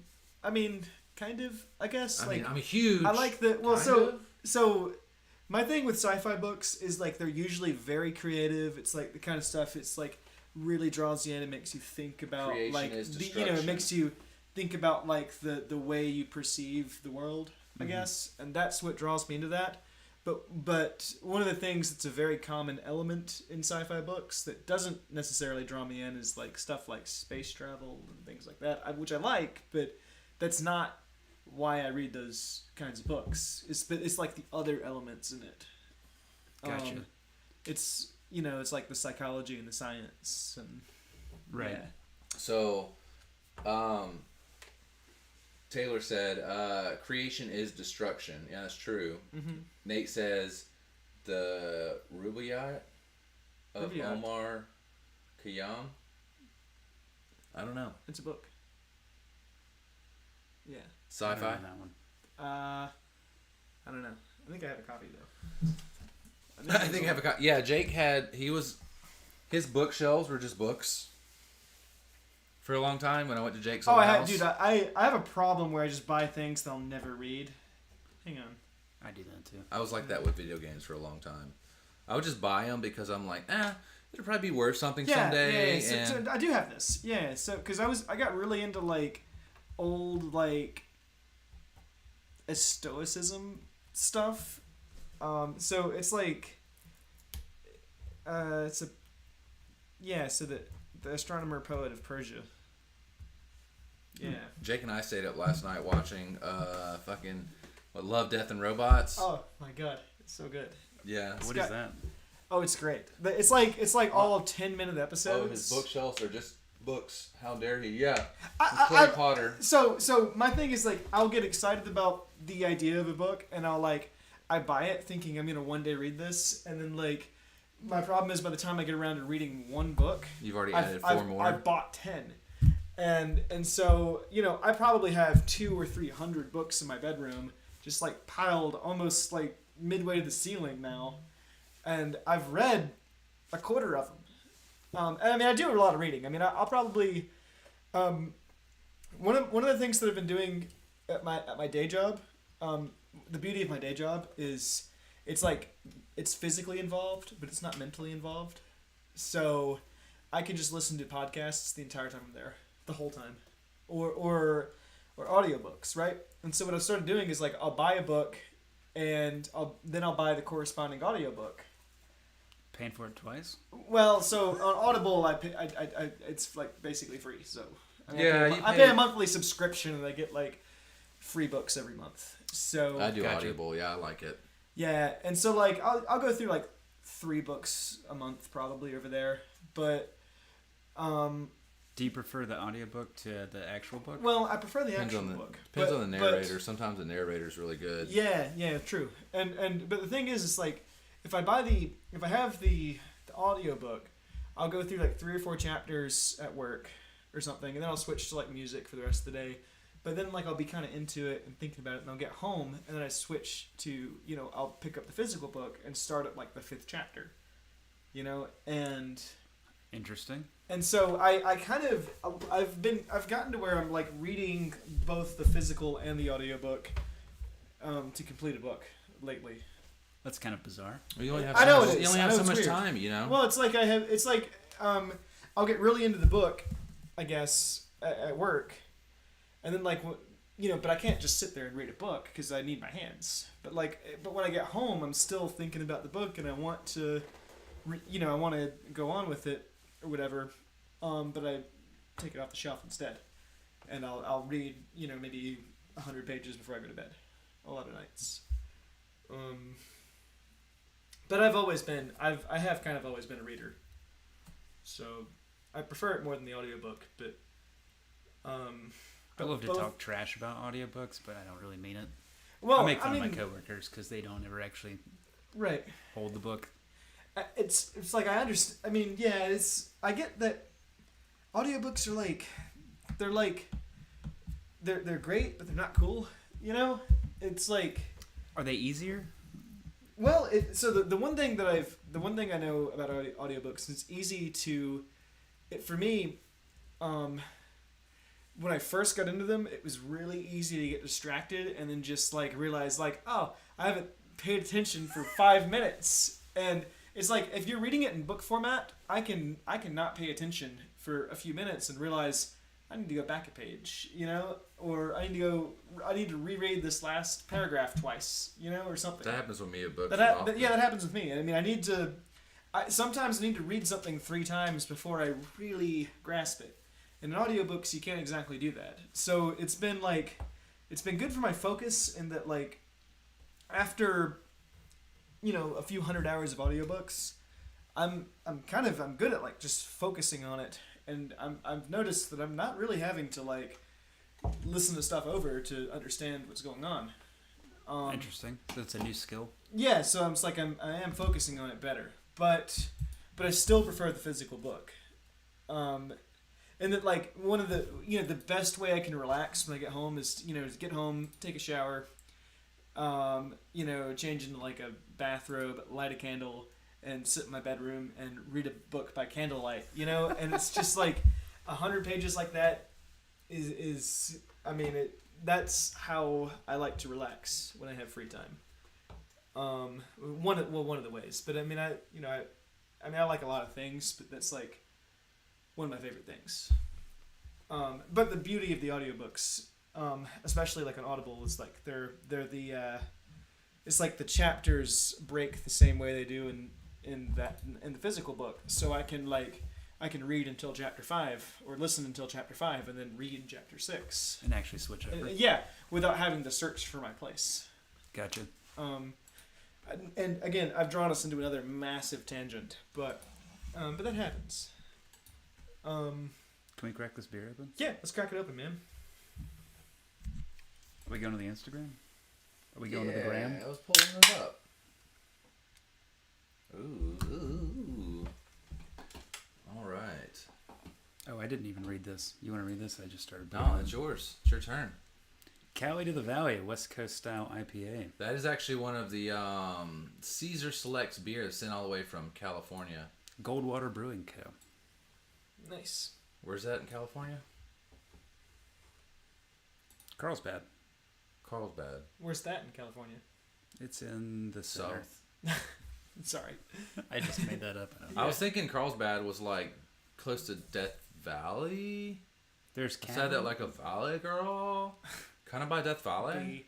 6.5% alcohol by volume. And don't drink it if you're pregnant. So. Well, I'm not pregnant. Have you checked recently? No. Oh, shit. I would pass. I'm kidding. Apparently, if you Yeah. pee on one of those as a dude, you can tell if you have testicular cancer. What? That's a thing. He said, That's- what? 'Cause he already knew that. I didn't know that. That's crazy. That's frightening. Honestly, science is weird. Yeah. I like that those things are basically the same model as like COVID tests. Yeah, exactly. Yeah. But you can't pee on a COVID test. It wouldn't work. You could, yeah, but it wouldn't work. What? Yeah, it wouldn't work. I had a positive COVID test like several months ago. And Okay. I saved it to just like the thing just so that like one day it can be like this is what the test was like. Frame it and show it to the grandkids. Yeah, that's what I'm gonna do. I feel like one day things like a vaccine card are gonna be like that's like almost like it's something historic kind of. I think I've already What's lost up, mine. Phil? Really? Probably, yeah. Phil's hanging out. Mine here. is decrepit, but No one ever asked me for mine. gonna every pull time up I your- have to reveal mine to somebody, they're like, "What have you been doing? Chewing on it?" And I was like, "No, I've not been Jesus chewing Christ, on it." dude. Yeah, I know. It's Oh, not I think even I actually think I that saw old. this one, right? Is this the one you have outside? That's Yeah, yeah. cracking down at the bottom? Yeah. Oh shit! You're beardless. Yeah. Baby face. You had the shirt that you had on yesterday. Yeah, man. You'll never fucking change, man. I like That's these. funny. Is that the one that's over there? I like No. the colors on that one. Nah. Actually, yeah, those are great. That's not the one that's over there, though, Dude, right? yeah, actually, Nah. I really like the colors on that. Yeah. If you guys want to check them out, Yeah. an authentic And the vaccine handle is a card, nice that's like touch. at least $2 on eBay. Yeah. I know they're not. I know they're like. Did you make all I of just these? think they're cool. Yeah, that was for my attorney. He, Dude, that's a job. dude, that rainbow glaze, I think it literally took me like 8 or 10 hours to glaze all of those. Damn. So for all of Hey, these, friends, can we do a cheers? yes. Oh, yeah. How about, has Alright. mine? I haven't even tried mine yet. Yeah. I haven't either. We can't try it until we cheers it. Yeah. Otherwise, it's cursed. We don't want to. We can't sink it until we dink it. What? We can't sink it until we dink it. That's what I thought. Ooh, that's good. Ooh. Yeah, I like that. Cali to the valley. Let's I do, like let's That's do a way. sound. That's way good. Huh? Let's do a sound. A what? A sound. What Yeah. sound? Press any button. Anybody. Hey, Oh, care. yeah. You don't have to laugh track us. I wasn't expecting the end on that one. Would you do the thank you? Would you ever do another one of these again for this job? Like this big of a job? How long did it take you for all of those? I probably had 24 hours in that. Damn, too damn long. Yeah. Emotional damage. Who is that? Where does that come from? Jake doesn't know his memes. It's a video of like playing video games on Asian level hard. And it's an Asian guy who actually doesn't have like a stereotypical Asian accent, but he does for the memes. Okay. So it's like him slamming something down and it says emotional damage. That's funny. This is where we do the JoJo pose. You don't know JoJo. It's anime. No, I don't. They have like ridiculous poses. Should I just come up with one? That's Uncle Roger. Yeah, any post. Uncle Roger uses it, but it's not the original. Whoever that was. Taylor Mixon. Alright, we can't. I'm not good at poses. The poses are great. I'm not drunk don't. enough to dance. Yeah. We're not dancing. It's just a pose. No, it's posing is dancing. This Right. is some of the other Oh, that's other skills outside Interesting. Isn't of it? pottery. Look at that. Did I you broke- break the board? I did, yeah. But why? No. It was already Because cracked. puppy. But Pup It's because puppy. didn't like it. Do you ever fear doing something like that the board's just gonna go one way and you just eat shit? Yeah, I don't skate nearly as much as I used to because it hurts now. Yeah. It hurts real bad.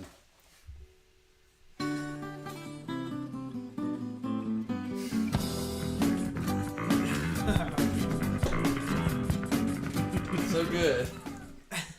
That's funny. Yeah, but all these, That's my cat, Charles. yeah. I love him. He's a good He boy. loves that too. Whoa, that's cool. when you need to walk around and. Is that like an old-fashioned lantern? Yeah. Like an oil lantern? Like a kerosene kind of. Yeah.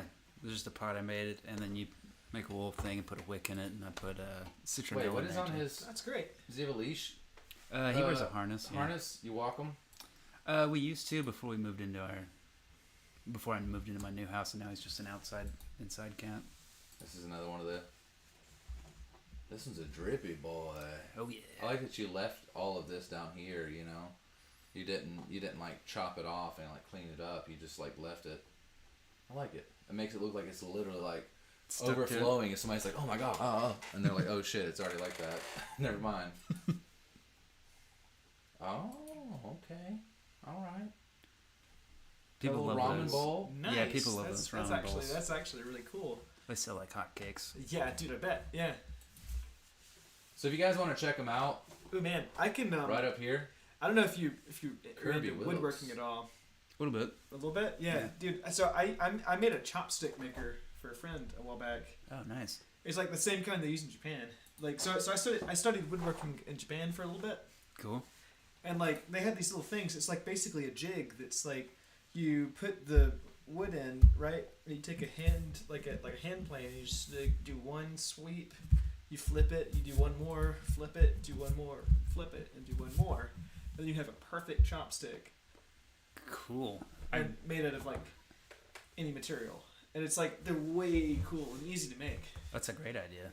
Yeah, and like so one of the souvenirs I got from all my friends, like I bought chopsticks for like 10 people while I was over there, and it's like they were cheap, and it's like it's some sort of farmer's market, like not unlike the kind of farmer's market we have here. They sold like crazy over there. Cool. And like fuck, and I'm actually like That was me grilling a steak. I in the, remember it now. Actually, it was weird. It's funny how things like farmers markets always look exactly the same in other countries. Mm-hmm. Like over there, which is as far away from here as I can get, basically. It was like I went to this farmers market in Hiroshima, and it reminded me exactly of the one in East Nashville every Tuesday. Right. It's just stalls set up and people selling food and Fruits and coffee vegetables and fruits and vegetables and random whatevers and there's a guy that was making chopsticks, and so I got some from him. But yeah, I'm interested in that chopstick maker. That's cool. yeah, dude. Yeah, I'll show you the thing later. Cool. They're way cool, and it's easy. You just need a hand plane. Okay. Casserole bowl. Yeah, I don't know why it took me like 14 years to think of this, but you can just take that lid, flip it over, and then it's a serving dish also. Yeah. Oh, yeah. Yeah. It also has like a flat handle, like over here, flattish handle, so you can actually grab it like this instead of having to grab it like. You can grab it like this, and I'm sure it's structurally sound enough. You can grab that and just kind of flip it over. Exactly. And scoop it in there, and you're good to Looks go. like You ever a heard of good tagine? Tagines, yes. Yeah, so in Morocco, they use those to, cook all their dishes. It's I got had a little a- spout on the top. It's pretty nice. Guy from India that I was working with, he was trying to get me to make unglazed cooking vessels for him, and I made a few, but they all tended to break. But So does the I like that glaze, kind of help keep it more structurally sound? not if you're gonna cook on it. If you want like a very specific clay, if you're gonna like heat it up real Right. fast. I really like that one on the art right there on the The teeth. with the face. Thanks, dude. That's amazing. It's got like ectoplasm rolling down it. This That's guy a looks good like one. he's hating life. I can hear the screams. It's just, it's like he's reincarnated as this creature, and he's just like, ah. Yeah, like I said, I'm trying to make people a little uncomfortable. No, that's what you do. That's a cool one too. That's the mouth. I love that. Well, he has Like no, that- he has that- no words that for kind of that thing- one, that kind so of- don't even ask him about it. That kind of thing is great. I mean, I really appreciate that kind of art. There's an eyeball on the backside of it. Yeah. It's a teapot. Yeah, the tongue is the Nice. spout. Nice. That's Do you right up Jake's alley. What do you think of stuff like Yixing clay? What is that?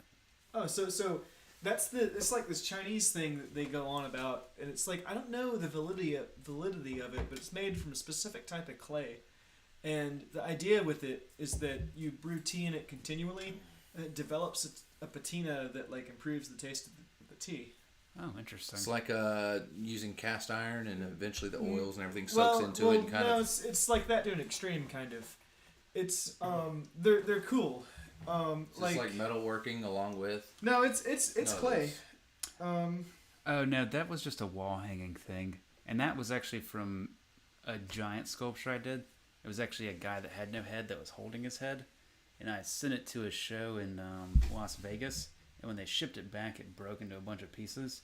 But So I you kept used the head. for something. So, I was really into tea for a long time, and so the son of a bitch, the ultimate kind Boob of mouths. it's usually Boob considered mouths? like the Boob mouths? ultimate like Boob mouths. Yeah, These are like little nips. yeah, little nips, Little cheese nips. nip eyes. Little chocolate chips. usually people say the ultimate tea is made in Yixing pots, because the pots develop a patina that improves the flavor of the tea supposedly, but they're very expensive. Dude, I've watched guys make those things. Just fucking insane the amount of like stuff that goes into. Yeah. Yeah, I don't have the patience for that type of thing. It's just I mean, extremely precise. There's no Well, extra my understanding decoration. of it is actually it doesn't have much to do with the actual craftsmanship at all, but more to do with the actual clay. Yeah, it looks like it's probably an earthenware, so it's like Yeah. vitreous. So Yeah, that yeah, it- yeah, Or not that's- vitreous, so it like soaks in the. That's tea. that's what it does. It like absorbs the Yeah. stuff, and so like in fact, if you let it dry out too much by not making tea in it, it can even crack. Oh, interesting. which is what I that's what I read about it anyway. And it's like, I mean, I went down like a rabbit hole of like getting really fascinated by tea for like a year or so, like back when I was in college, and then I was just like, finally, it was just like, you're a fucking nerd, you're a fucking nerd, stop it, you know. It was like, people will not respect you if you just go on and on about tea. I mean, I do love tea, but you know, but like, I feel like I took it too far at the time. There's a tea crowd. Yeah, I mean, tea's great. Know your audience. Mean, like, well, right. It's like, my thing is just like, I can't just meet somebody and be like, you know, and just like have a conversation with them and then be like, do you like tea? I love tea. You know what I mean? I can't just like, and be like, do you know like the best like thing to make tea in? It's like yeah, you know, you see what I mean? It like rapidly gets out of control. Yeah, like being a vegetarian or CrossFit or whatever. Oh yeah, it's like being vegan or something. Yeah. And then you're just like, I'm vegan. That means you have to be vegan too. You know, it's like, yeah, exactly. That was the problem with it. So I like, you know, I eventually dialed it way back, and so now I don't care anymore. But I mean, I still very much like tea. We should drink more if there's more. Well, there's some more of this IPA. Yeah, that's the one we're on. Yeah, let's do it. Yeah, this one was good. Yeah. Stir it up. What is it called? Yeah, that was actually. No, Cowie to that the was Valley. stir up life. There you go. So, is your personal preference as far as pottery goes? Do you like to do more, you know, really really funky, maybe thought provoking things like this, or maybe like you said, make people kind of uncomfortable, or more of a traditional, like this is like a worn look. This looks like something you would find in a tomb in Rome or something like. I get in moods where I'll want to do more like sculptural stuff or more functional stuff, but I'm also like very like compulsive about it, so I might not make something for like a month and then I'll go in the studio and make like 20-30 mugs. Things, yeah, you're like me. Do you ever get to a point to where you want to do something as pure as possible and just like, I want to make the simplest no nonsense mug that somebody looks at it and they're like, this looks like this was made in a factory. Like something so normal, and just see how close you can actually get to actually making something that looks like it was made like in a factory. No, I'm usually trying to do something absurd and just push the limits of Would you say some of these things are kind of that, or is this more of just... I call them mug shots and I just think they're funny. That's fair. Little shot Daddy glasses. baby mugs. These are like little cappuccinos, little espresso shots.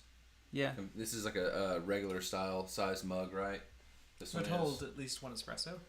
This, I mean, it could be the opposite. These could be these little ones, and this one could literally be giant, a liter. I'll never tell which one it is. Yeah. I think. Well, you know, I saw a bunch of these great little if you ones just had, like, hanging. a giant, That's all I'm saying. like literally like a. You know, did you see the giant like mug? a liter? I didn't. Oh, I do have one of those. It's like that big. I like that. That's cool. Yeah, so I like this like sort of surreal artwork kind of vibe on some of these. That's cool to me. What am I looking at here? That's actually a quartz crystal that I put on top of the pot and fired it, and it glazed to the pot. Cool. So this is the bottom of the pot? It's the lid. Oh, so you can grab this literally probably as a handle? That's what I was intending to do, but it made the crystal very brittle. Oh. So the I was experimenting again. The girl that I bought that one eye pot from does a lot of like quartz and stuff. Actually, I'm getting almost a similar vibe with the. Lydia, what's going on? She's got some more psychedelic colors. But Lydia does. Lydia does usually. a good bit of art as well. Oh.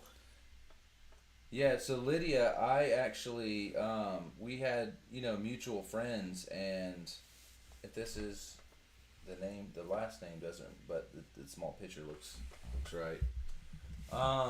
If it's the same Lydia, if it's not, I apologize. I'm looking at a very, very small, I don't recognize the last name because that's not what the family name is. But yeah, so when I went to England, I chilled with her mom and her brother, and yeah, so she actually does like trying to find a way to explain it. Last time I saw what she kind of did, it was like tiny little glass work with like flowers and like almost like stained glass, like really small, and you know, some varied sizes. But yeah, that's kind of what she was getting into. But she's definitely an artistic person as well. Is this the logo?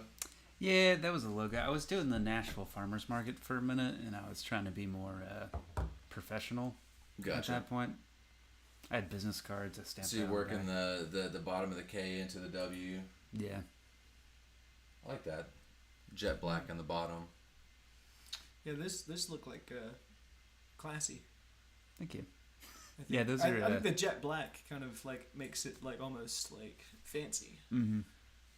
Could you do The ramen bowls are badass. Could you do jet black, but then have these drizzles just coming down?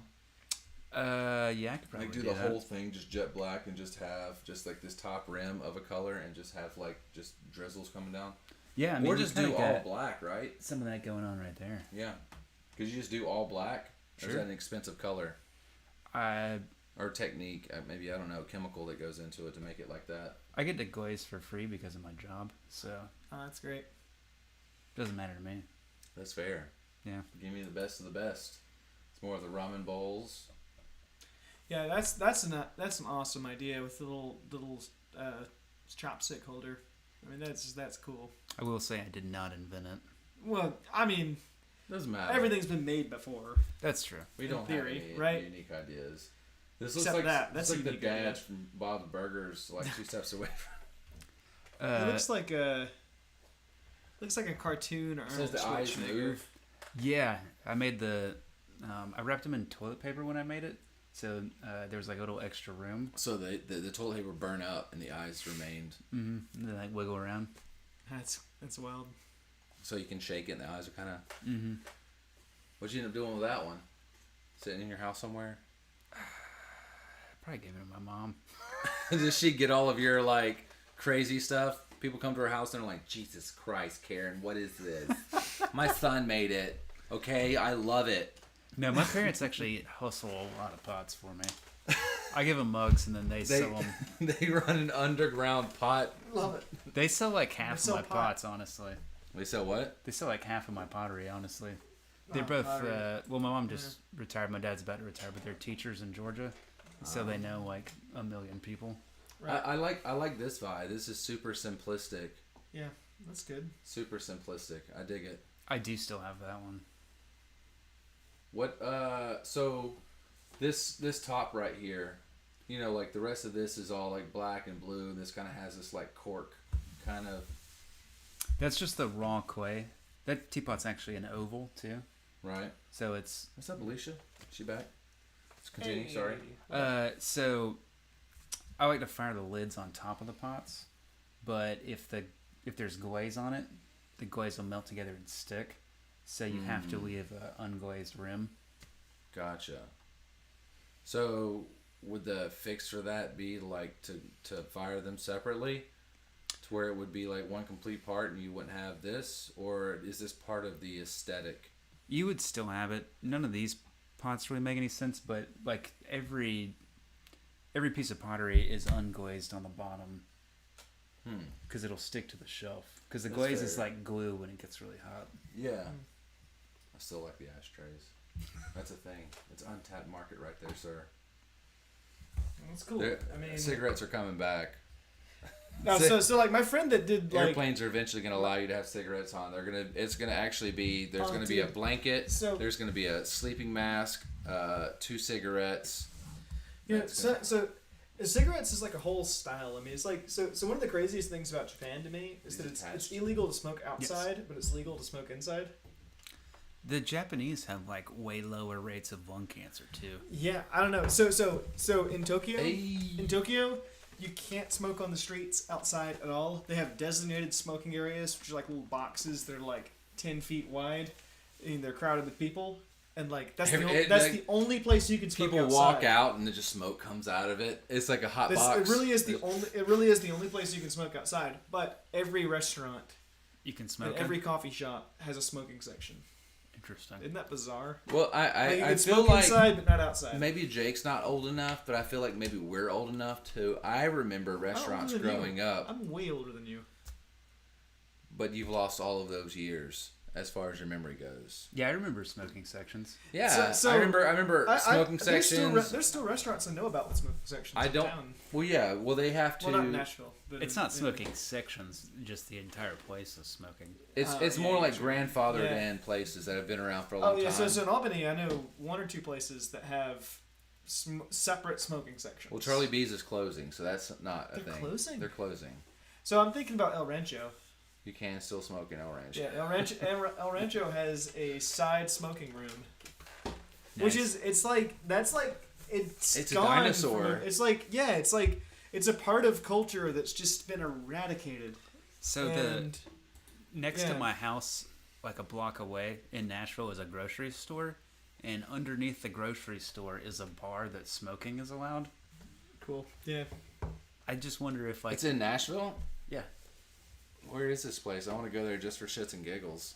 I'm Uh, just going to see a bunch of old men. I know plenty of smoking bars in Nashville, like at least 10. this one's just a bunch of old people in a basement. Yep, I can There see is a that. pool table. It's pretty sweet. Yeah, It's a bunch of old I like men. that vibe kind of. Sometimes that's what I want. Sometimes I want to get drunk with people that are like old and smell like cigarettes. I was That's in it. World War II. That's what I want. I want to like get drunk and somebody ramble about Vietnam, and I'm just like, yep, I was there. I remember. Sometimes that's what I want. I mean, I don't know. It's like weirdly cathartic. I don't think I've ever heard a Vietnam rant. Really? No.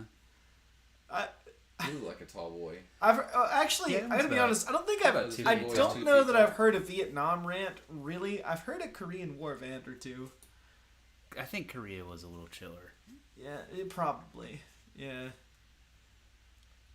So I will say, all those mugs, they've been sold. Every teapot on here, I still own.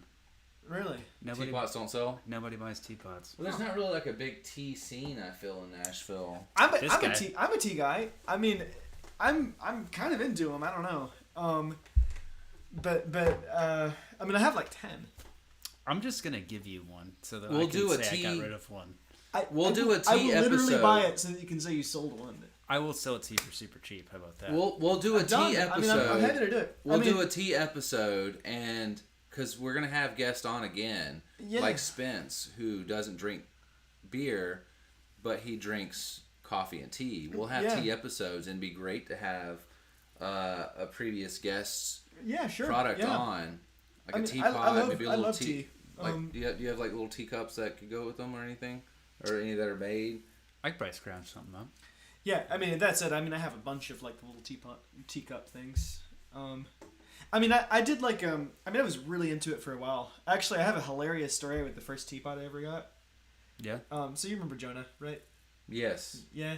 So one of our friends he's in a our wild hometown- man. One He of our friends. had a mustache like this for a while. Yeah. This is more of a twisty. One of our friends in our hometown.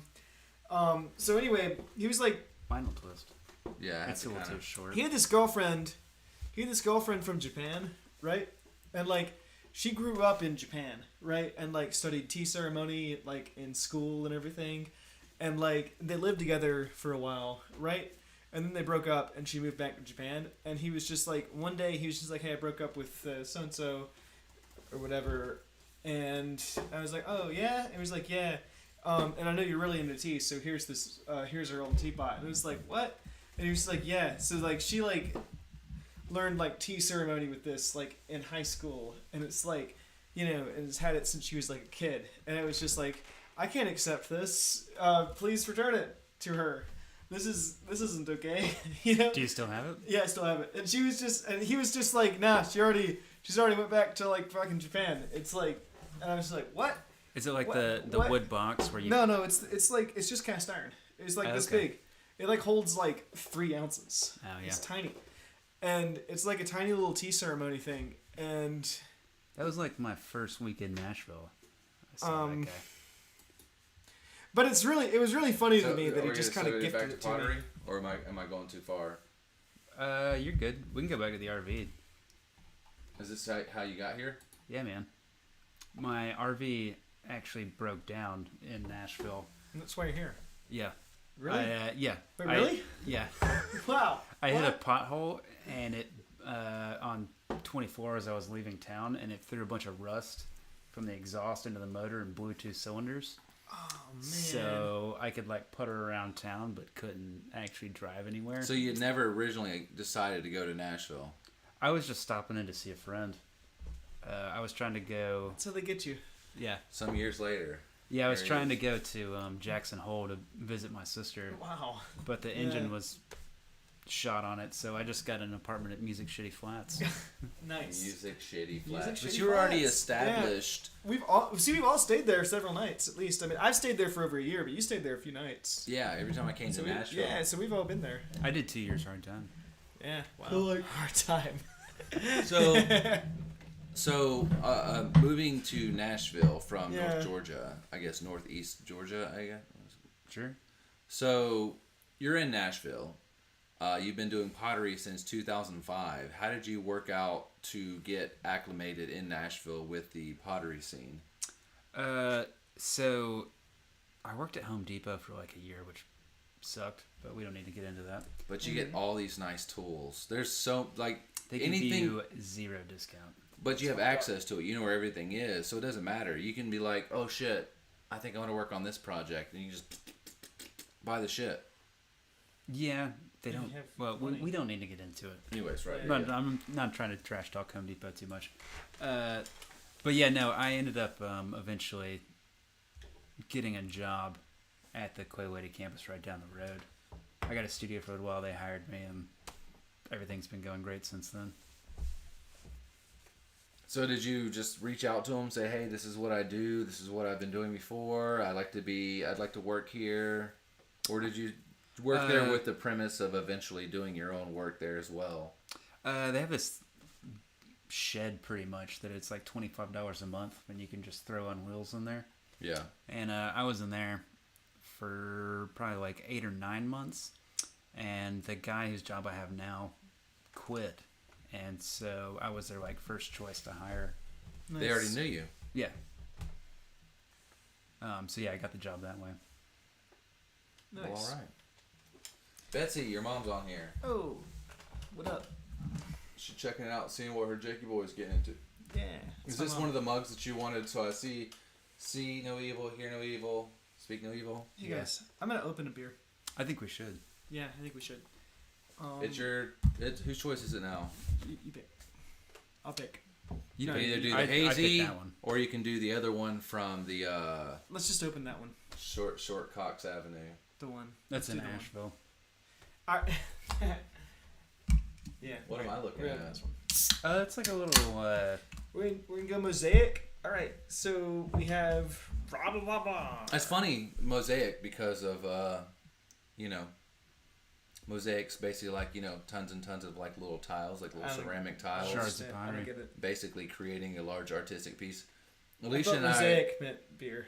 it is mosaic hops. It's Yes. a species of hops. Yeah. So I'm Alicia kidding. and I I'm are kidding. I knew it. infatuated with mosaics. We love them. Like the beer. Yes, and mosaic hops too. She actually doesn't like IPAs. at all. I really am kidding. So- I understand. I know. I'm trying really hard to be. Does this silly. happen whenever like you put a hot plant, or you put a plant on a hot surface, or did you just paint that on there? So that's a fern, A fern. an actual fern that I rolled onto raw clay in Oh, the shape of nice. a platter, and then I painted an iron oxide wash on there, which is like basically powdered rust mixed with like a little bit of glass former. Painted it on there and then pilled the fern Our friend up. from our hometown was really into using natural materials and rolling it under the, No, Like I've seen pottery? people get really, really hot pottery, Yeah. and they'll get like plants, and it'll like and like seep into it. Yeah, that's raku, which isn't food safe, but you can do cool stuff like horsehair and shit like that. It's not food safe. Yes. Hi, friends. So you can probably do it the outside, right? The way that works, so like for a pot to be food safe, the little clay particles have to get vitrified, so they like lay really flat, and they're like compacted, and they don't let any liquid in or out. But when you're doing that, you're taking a really hot pot and exposing it to. It doesn't get hot enough for the clay particles to smash, but it also gets a bunch of little micro cracks in it too. So a lot of them don't really hold water either. They're pretty much decorative only. Yeah. Okay, I could get that. And most of the glazes have lead in them, so. All right, friends, you guys ready to hear about? I love ferns. At least you do like some So ferns. you guys want to hear about this beer before we drink it? Yeah, let's hear it. Okay, so this is that's spelled Rouleur. Bonker Mosaic Pale Ale. So Rouleur Brewing Company from Carlsbad, California. So Bonker Mosaic Pale Ale. Bonkers are notorious for pushing their bodies to their limits. They push and push, draining themselves of precious energy, all until their body speaks back and forces a change in pace. They have hit the wall. They've bonked. There's nothing else they can do but refuel, relax, and recover. Our Bonker Mosaic Pale Ale is perfect for just that. The times when you just need to relax and recharge. This beer is light and refreshing with a healthy dose of Mosaic hops. Light, relaxed, and renewing. 5.5 ABV, 35 IBUs, gluten reduced. Gluten reduced. Let's taste it. Where'd you say it's from? It is from And what's our ABV? Carlsbad, California, 5.5. Carlsbad. I The other one's almost from Carlsbad as so when well. you asked me where is it from, and I almost read gluten reduced. It is from gluten reduced California. Yeah. There Honestly, is- that might be a place. I mean, Gluten All right. reduced. all right, give me some more of that because I didn't pour much. What the fuck does that even mean? I don't. We're about to find out. I guess. So if somebody has like severe gluten allergies, obviously they'll leave it alone. But if somebody has like gluten sensitivity, they might be able to drink it. Let's taste it. Dink Okay. it. Tink, Tink it. Tinks.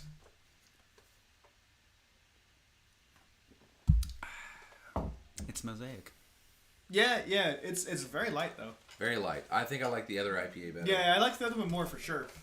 But I mean, it's not to say that it's bad. I mean, I would definitely drink that, but it's light. This is more of like first beer of the night for me.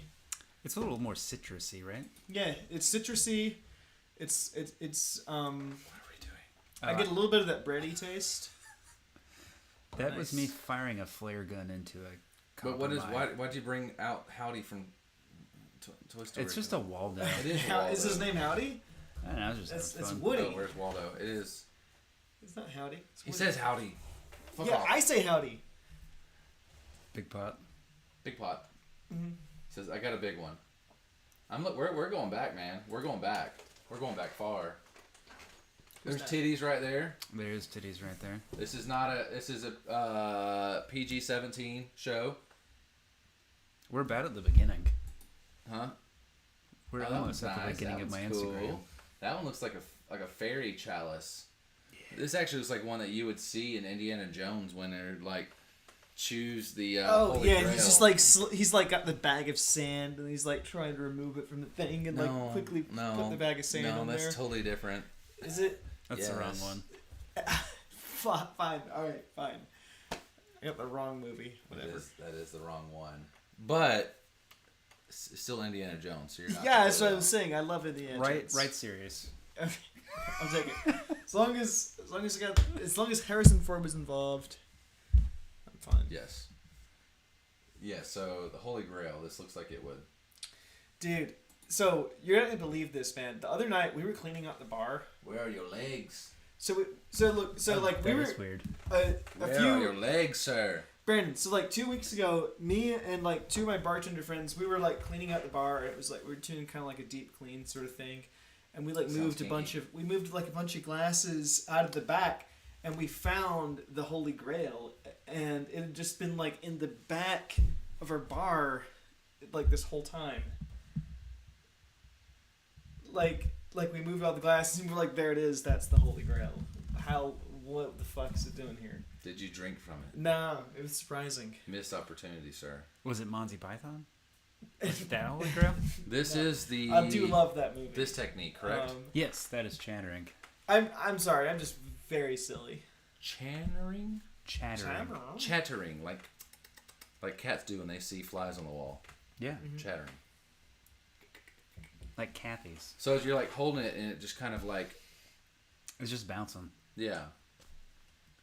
So if you were to put some actual like force in it and you had your hand a little closer to the top, it would have a totally different design. It would literally just take all that off there. Yeah, you can do it smooth too. It's all about the amount of pressure you put on there. You'll get different patterns too.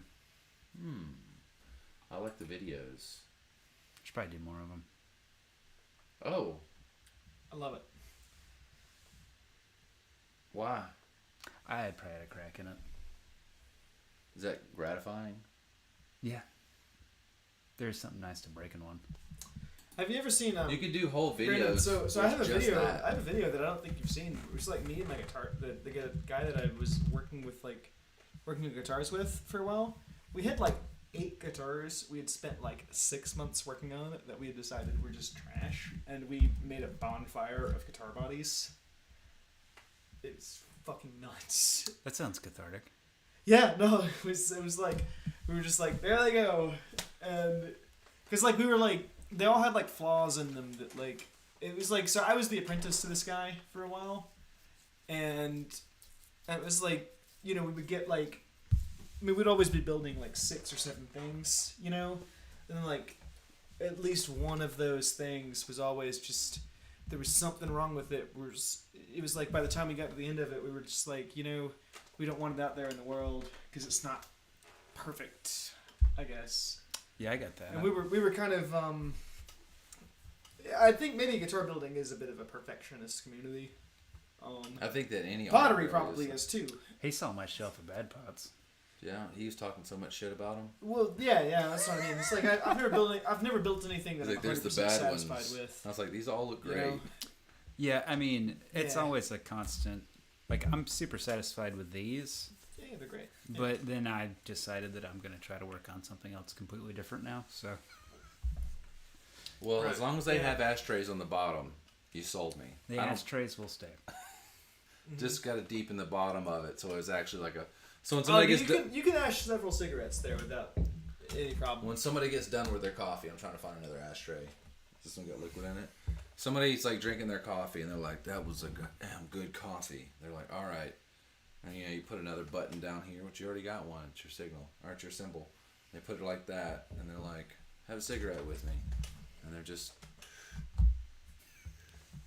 lay it down, and it's just ashing in the bottom of it.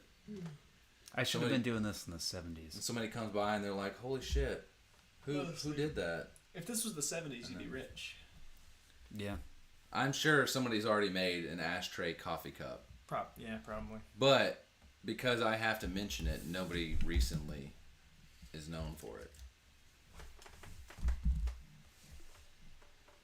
Jamie, what's up? I think I'm good.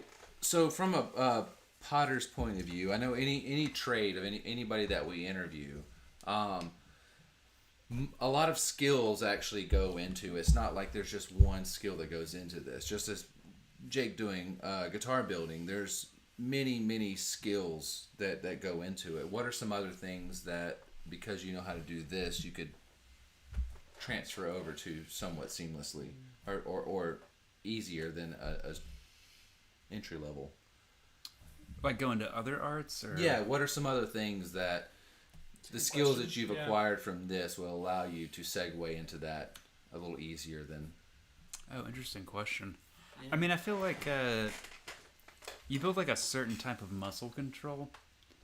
It's kind of like yoga muscles versus like football muscles or whatever. Right. Where yoga you have like control, but you're not necessarily like strong, you know what I mean? Pottery's that, where it's more of like a controlled muscle. Right. So anything that's like requires very fine motor skills. So surgery. Probably, yeah. Yeah, so I feel like that with guitar stuff. It's like, I mean, dude, I can do like super fucking precise shit with like chisel, like, you know, like, I mean, I do sometimes, like, there were repairs that I've done before that we're looking at it with a microscope. Like, seriously. And like using like the end of a scalpel. And it's like, it's like if I can do that shit, you know, if I knew the science, I could be a surgeon.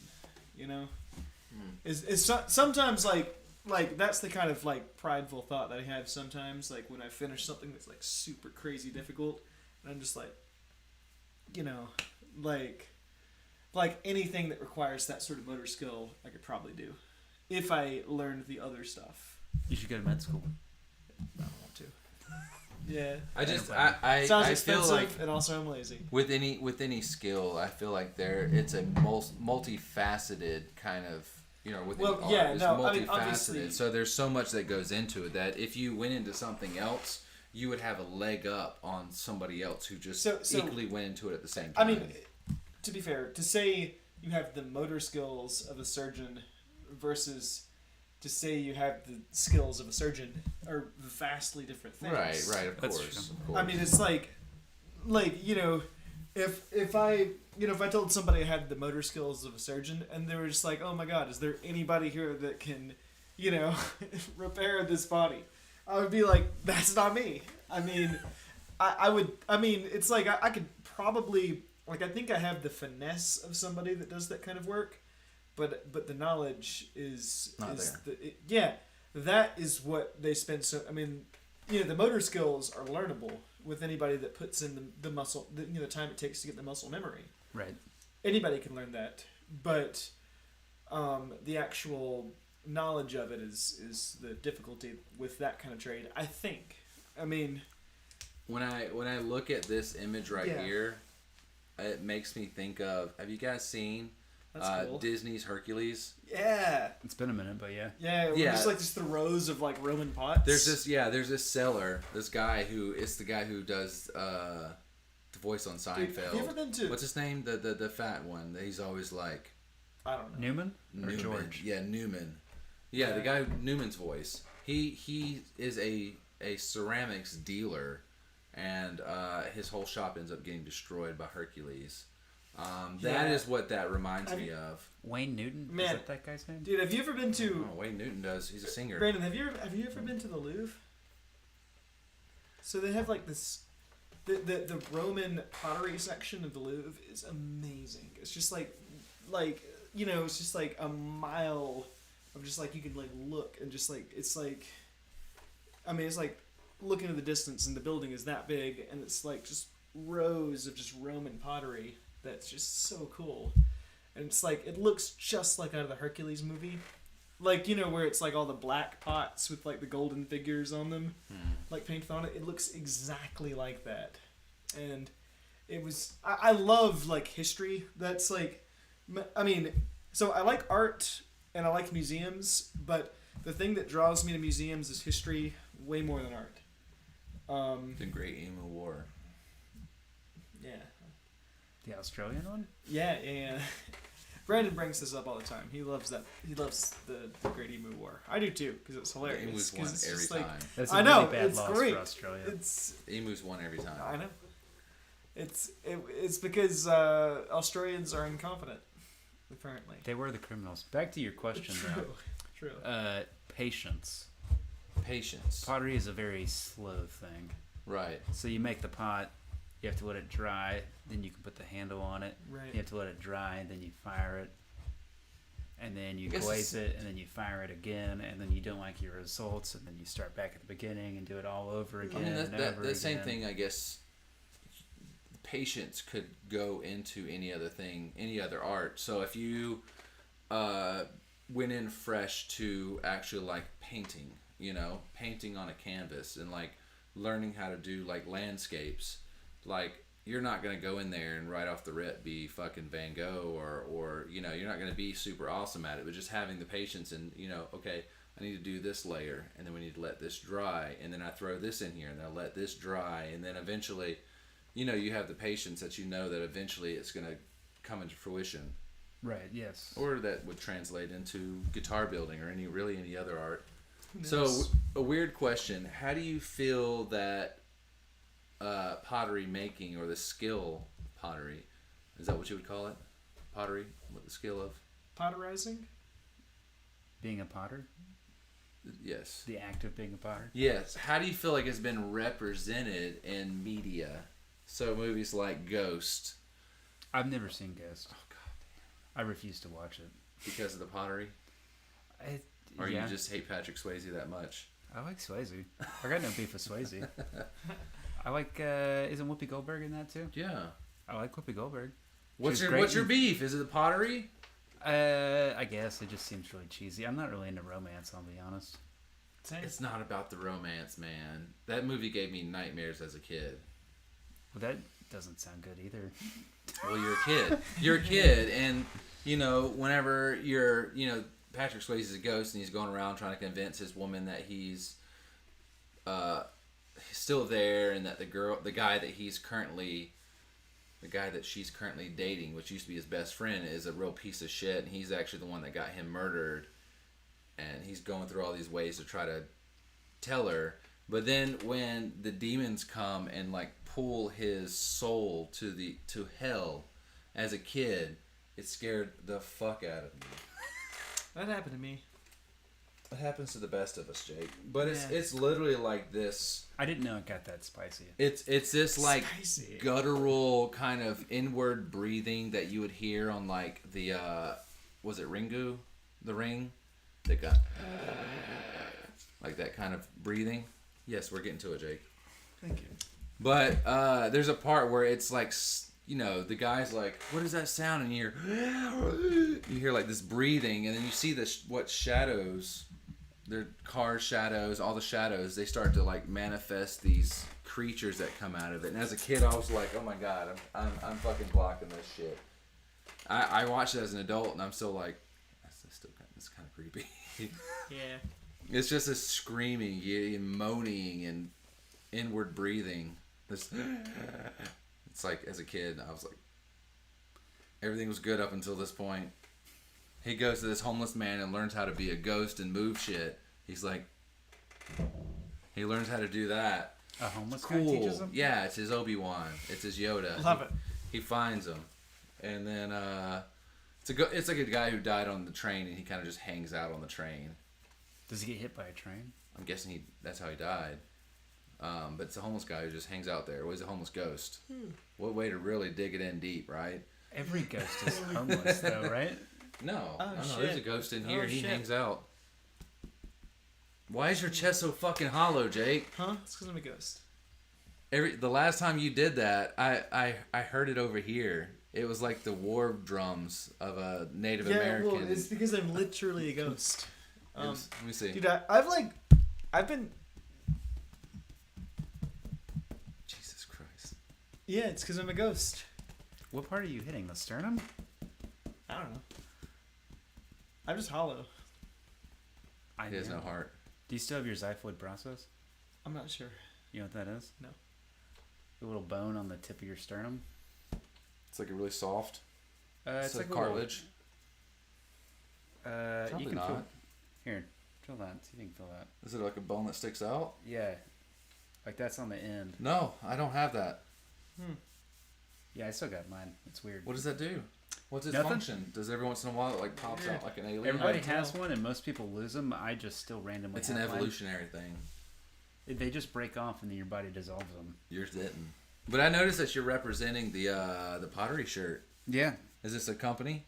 This that's is a cool. Japanese Dude, pottery love. wheel company. Yeah, love the little foot pedal. Yeah, they're pretty good. I got one. Nice. Yeah. I know. The company I work at, we use the same thing. So Yeah. I make guitar strings in the day. Yeah. And we use it's literally exactly that Yeah. is our foot pedal. Is it made by Nidec?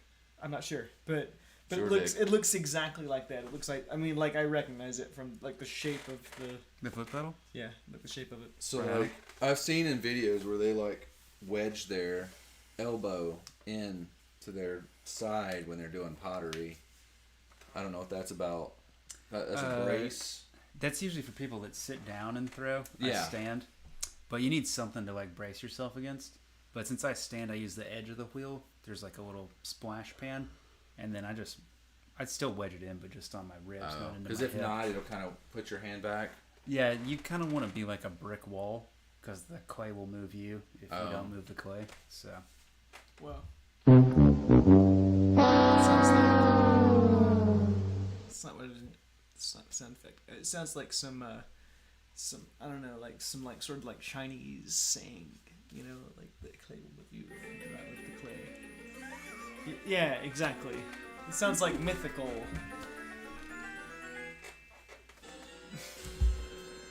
We're gonna use that as the as like when we open a beer, we start the. This one's mine. This is what I'm opening. All right, do up. it. I'm gonna go sound into effect the. it. Yes, I'm gonna go into the next. Okay. Real hot kiln, salt kiln. Hey. Whoa, love him. That works. That works especially for Lots of teeth. the Zelda, because this looks like it's kind of like. Oh, it does. It's very Zelda. Yeah. We are almost at the end of my Instagram. Yeah. 2017. Damn. You make that little thing. Oh. Brandon, open the beer. I think this took me like 17 seconds. Brandon, open the beer. I was trying Brandon, to show open off. the beer. Brandon, please open. I'm watching the technique, sir. Please open the beer. That would actually be really good for the tea. Little ones like that. What? Wouldn't beer? it? No. So he said he's going to give you a teapot, right? Or you're going to buy it. What beer? This I right will buy here, it. that would be really good for a little tea, right? Oh yeah, like the little. I'll show you in a minute with my normal. Teacups are dumb. They don't have to be that big. I got teacups. Yeah, you know what I'm talking about. All right, currently this is Bo Echo. It's a hazy IPA, India Pale Ale. I don't know why it has hazy IPA, India Pale Ale right here. That's a bit redundant. I like this person lying on the ground looking at the fox and the burrito, and then that's a burrito, right? Yeah. It's a burrito in the clouds. It's a fox burrito. I used to. IPA Indian Pale Ale reminds me. As a child, I used to always order queso cheese. And as an adult, I feel like a fucking idiot for saying that. Queso cheese? Yeah. I want cheese. Can I get cheese? Please have the cheese. Can I get a cheese quesadilla? Can I have sure, you can have a like- cheese-dia. Excuse me, sir. May I have a cheese fromage queso, Quesadilla. please? Yeah, Cheese they were. fromage queso. 2020's edition. Read What? more about the visual dissonance of the current cans and scanning the QR code. This is Wiseacre Brewing Company, Memphis, Ooh, Tennessee. I do like Wiseacre. This is 7%, and it is a Hazy Boy IPA. Easy. Did they use the word dissonance? Did they say boy with B-O-I? Yeah, dissonance. All right, that's a good word. I like troglodyte. Like the water bears? Oh, No. yeah. No, they're not called troglodytes. Those are troglodytes. Those are just a troglodyte's like a Trilobite? knuckle dragger, like a Trilobite? caveman, like I a. don't know. Aren't they also called water bears? I'm gonna. They are Google it. called, but they're not called troglodytes. What are water bears? Those are Some other fancy name, but it's not troglodyte. fucking what are they called? Wiseacre. Water bears are the damned trobolobs. Bo Echo. The what are they called? Tardigrade. Tardigrade. Yeah. Or It's Class. definitely not a troglodyte. That's right, because they're damned immortal. Yeah. They will survive anything. Pretty much. All right. Cheers. Oh yeah. You ready?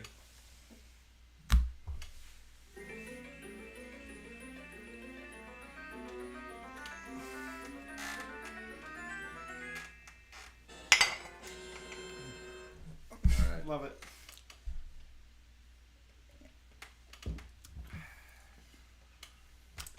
Classic IPA.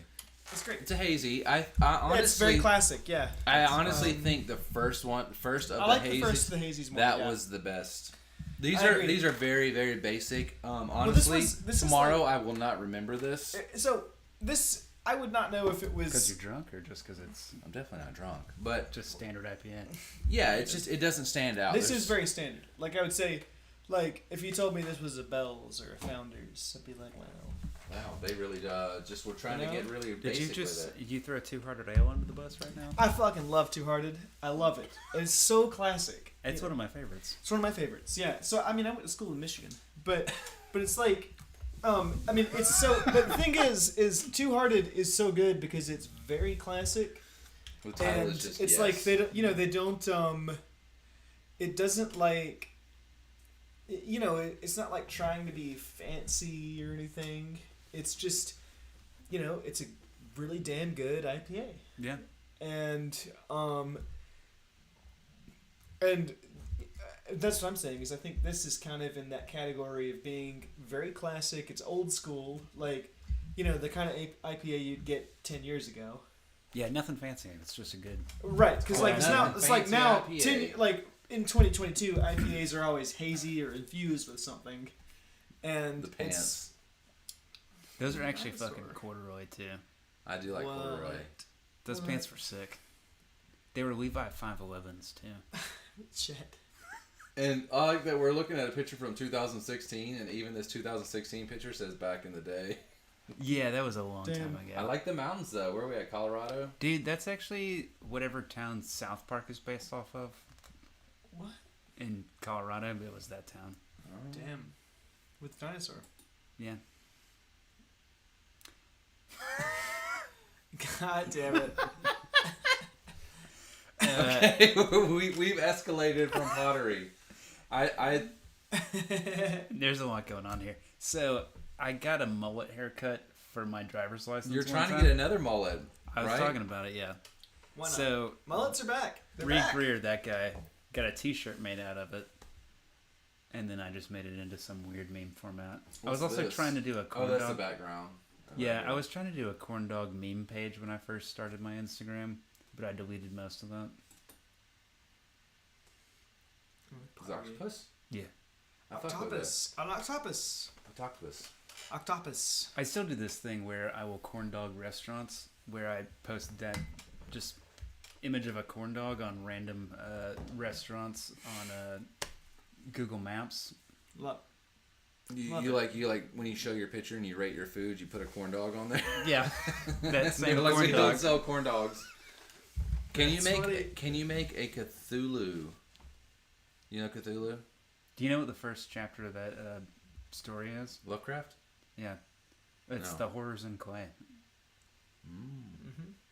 I've never finished it though. I read the first chapter and quit every time. I think a Cthulhu, a like I have like 2 copies of night.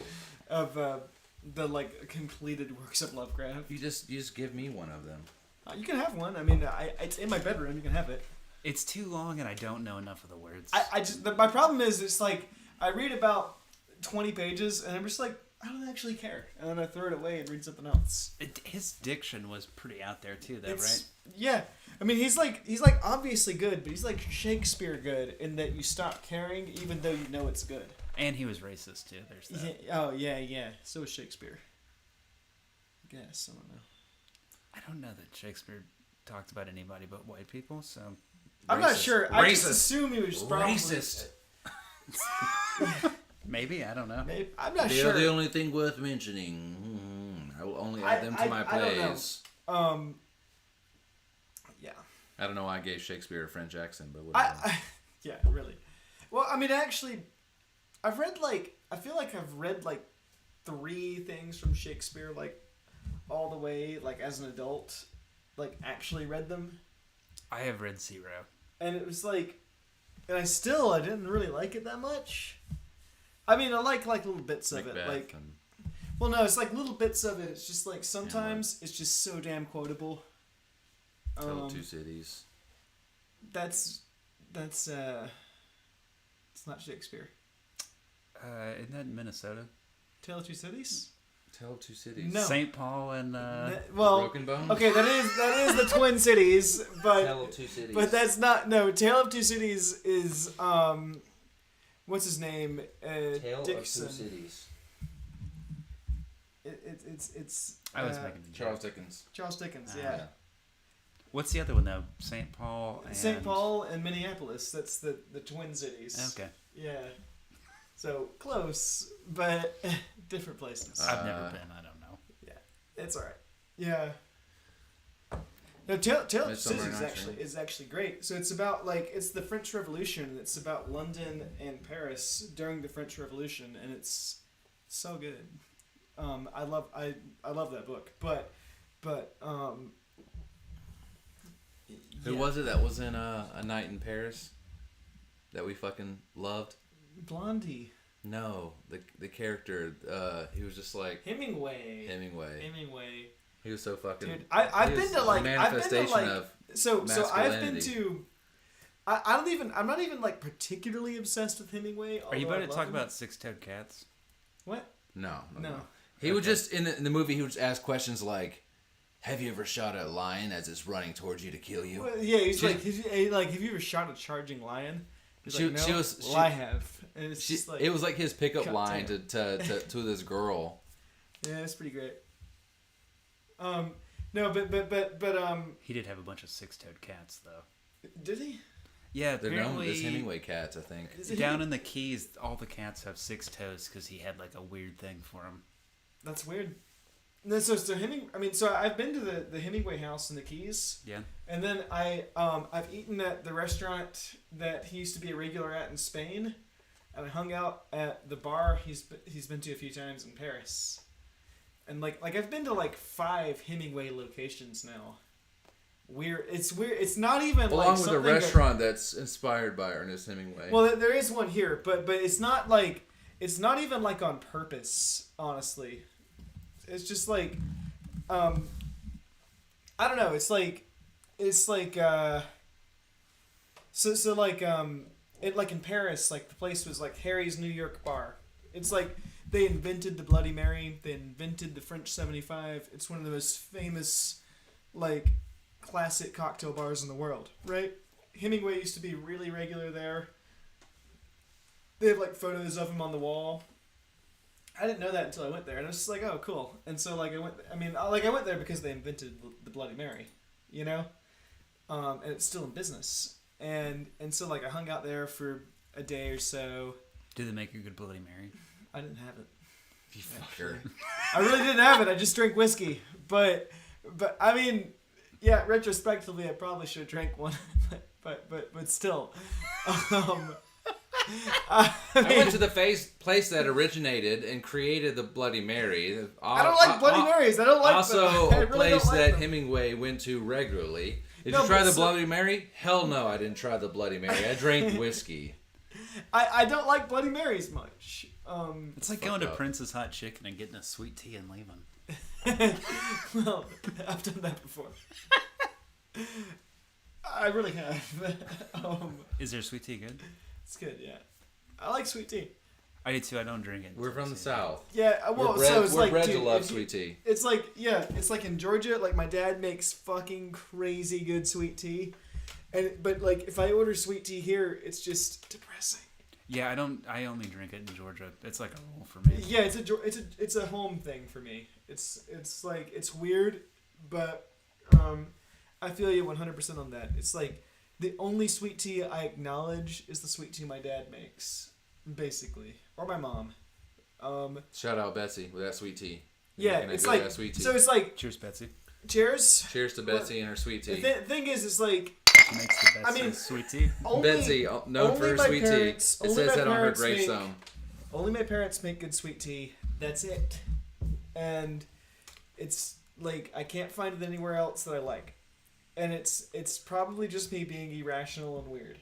It's But probably just Lipton tea bags and a it shitload of is. sugar. No, it is. Because I know their recipe. I know how they do it. It is Lipton tea bags. It's like They my do- grandma makes the they do- best They do 8 great. Lipton tea bags for 45 minutes. And then 2 2 cups of sugar. Yeah, it's like And well, 1 it's- gallon of water. Yeah, it's like 2 cups of sugar and a gallon of water. Yeah, exactly. Like, my, I know that my recipe. grandmother makes Yeah, the that's what best they do. great drink ever. She will never divulge her secret. It's Kool-Aid and water and sugar. Exactly. Yeah. Just come on, baby, get you some sweet tea. Yeah. Honestly, but it's like it is very much home for me. That kind of thing. 45 minutes is a fucking long time to cook tea, though. Yeah, I think we usually did 30 to 45 minutes back home. I don't Yeah, think we've but- interviewed a single person on this show since we've been in Nashville that is from Georgia. Yeah, you might be You're the first. Oh. Even though Yeah. you're North Georgia, but still. I'm Yeah. on Well, it. so I mean, I lived in North Georgia for a long time. Georgia's got a vibe. Yeah, so I like I mean, Georgia.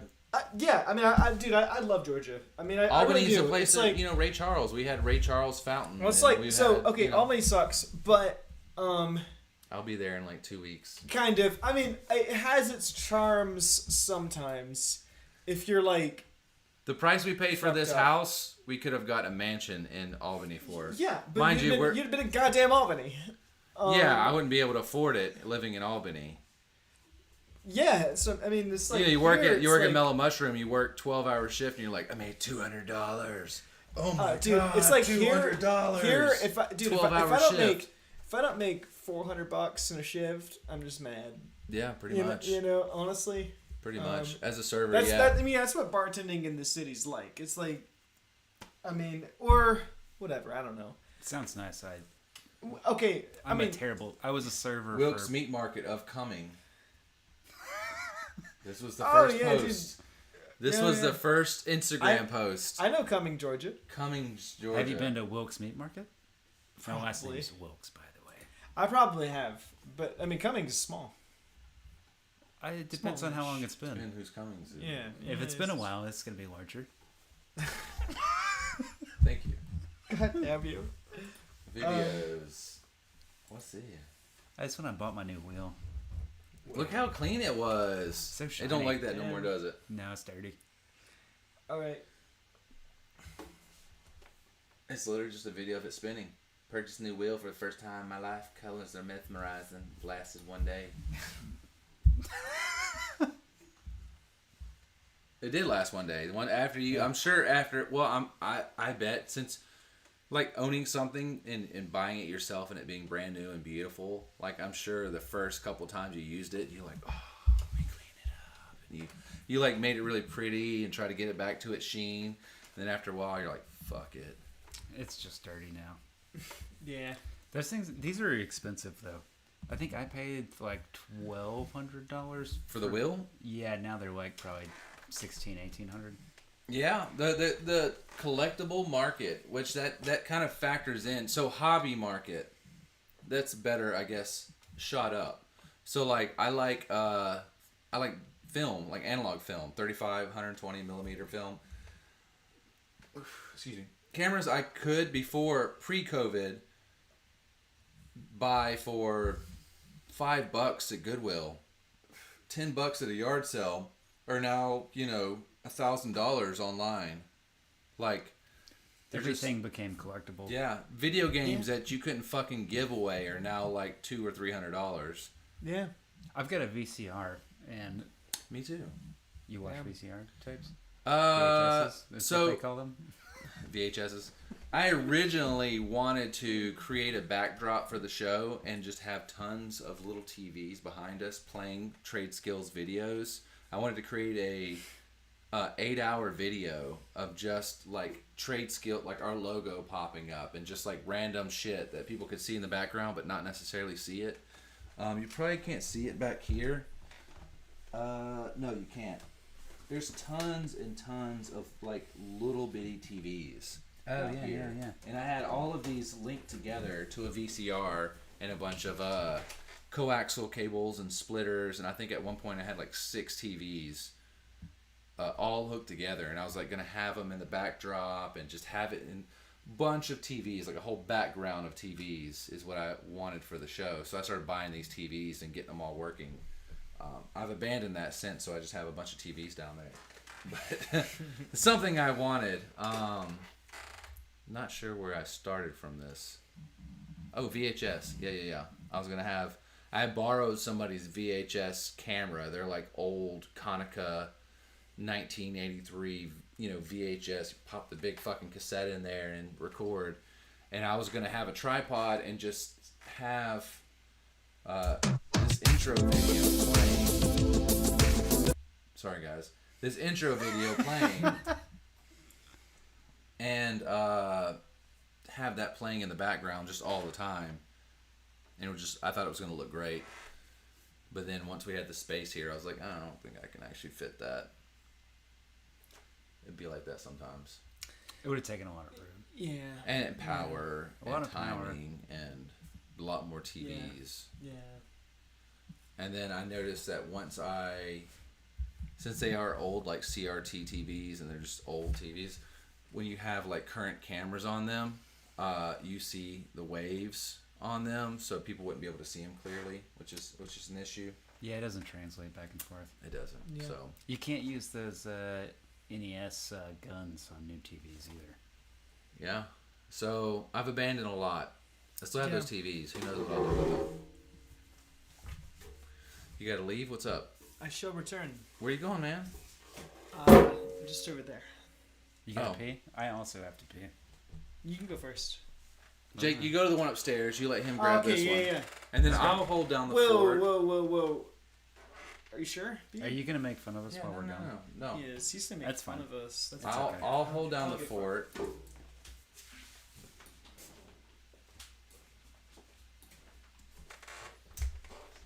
All right, guys.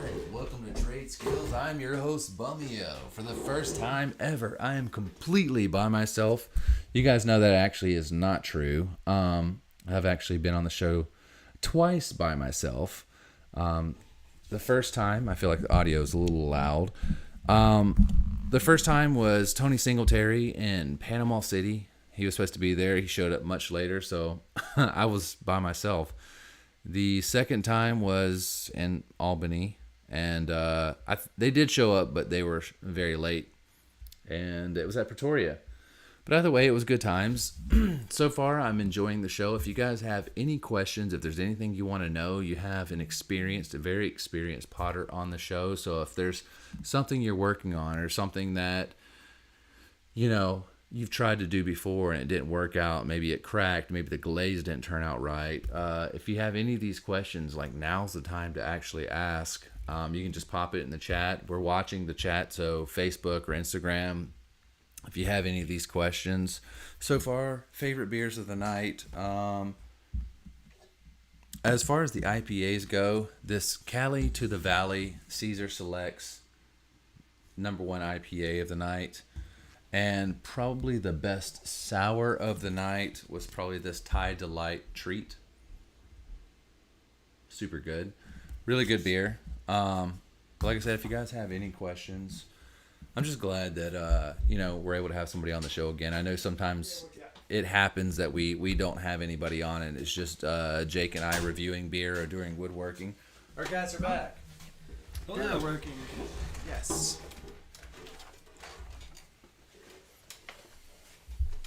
You keep looking at your phone. I feel like you got to leave somewhere, Jake. No, I need to respond to somebody. Is it your congressman? My congressman. You've been emailing your congressman? That's not who it is. Okay. No, it's a long story. It's a short story. But long. Okay. It's a really long short story. Got all our videos here. I feel like we've seen some of these. Yeah, you should actually do more videos of just like some of the process, because I like the way, and with these you can actually see how many people are actually viewing it, so you can kind of gauge what people are actually interested in, and that'll kind of help to decide. So, you had a lot of people watching skateboarding. The kicking the pot thing really. The kicking the pot, yeah, $4.95. So if you have a lot of things that are stuff that maybe didn't sell, like maybe not sold well, but maybe you fucked up on it, or maybe it cracked and you can't do anything with it. Maybe doing something like that would be. The PR lady at my job, who actually met you at your the restaurant you work at. Zabi. Zabucha. Her name's Lindy. She came in with her brother who does woodworking also. Anyway, she posted that on the. What does she do? Pottery herself or ceramic work? Yeah. But she does really like abstract, like faces and. No, she does like word and like texture layering, sort of thing. Is it still with ceramics? Yeah. Should we try that apple Yeah. pumpkin? I was hoping you would mention it. So I'm going to drink the rest of mine. I'm going to let you pour that up, Jake. That's so satisfying sounding. I'm surprised it's still got Pour- some CO2 in there. Yeah. Pour me up a swig. I'm going to grab a card because there's only one ceramic person that talked to me. And I don't know. And you gotta tell us about the process of making this. This wine? Yeah. Because, it's rare that people bring stuff with them for this. Oh, yeah? Yeah, I mean, sometimes. Like, we've interviewed a lot of, brewers and stuff, but But this is cool, and I thought it was actually really pretty good. For some reason, I got into just like classic old school fruit wines. Yeah. So basically, you just buy whatever fruit's cheap, and then throw a bunch of sugar and yeast, and then you need some tannins, so you need like raisins or tea in there. Yeah, right. And just let it ferment. Switch it over halfway through. Yeah. All right. So how did you? This person you mentioned. This is the first I've heard of her. So this person. Ooh. Okay. You gonna be able to get it home okay? Can we cheers? Can we cheers? We drink a lot stronger stuff than beer. Absinthe. I'm not chugging this thing down, but I'll take a swiggle. That's great. It's good. It tastes like biting into an apple.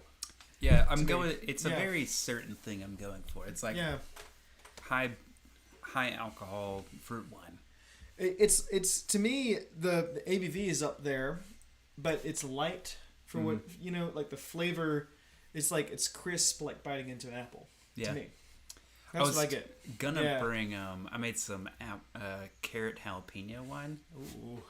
But I only had one bottle left, and so I was not gonna bring special occasion. Yeah, no, I know. When you make another one, dude, I did a bunch of jalapeno infused tequila. Nice. Like a month ago, and it was fire. So could you make a vessel to hold these? Yeah, you know that flip top you had? People actually make like bottles where you can put that flip top on there. Well, I meant like you could.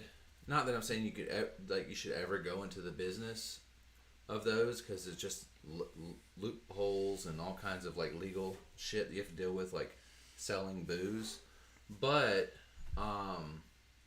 if somebody could have something like that was like a decanter, or maybe not even decanter, just something they could just a vessel just to hold their booze, and it would be your art. So it'd be basically something you make similar to this out of pottery. Maybe you have the glass and have the pottery around it. I don't know how the glass works with heating it.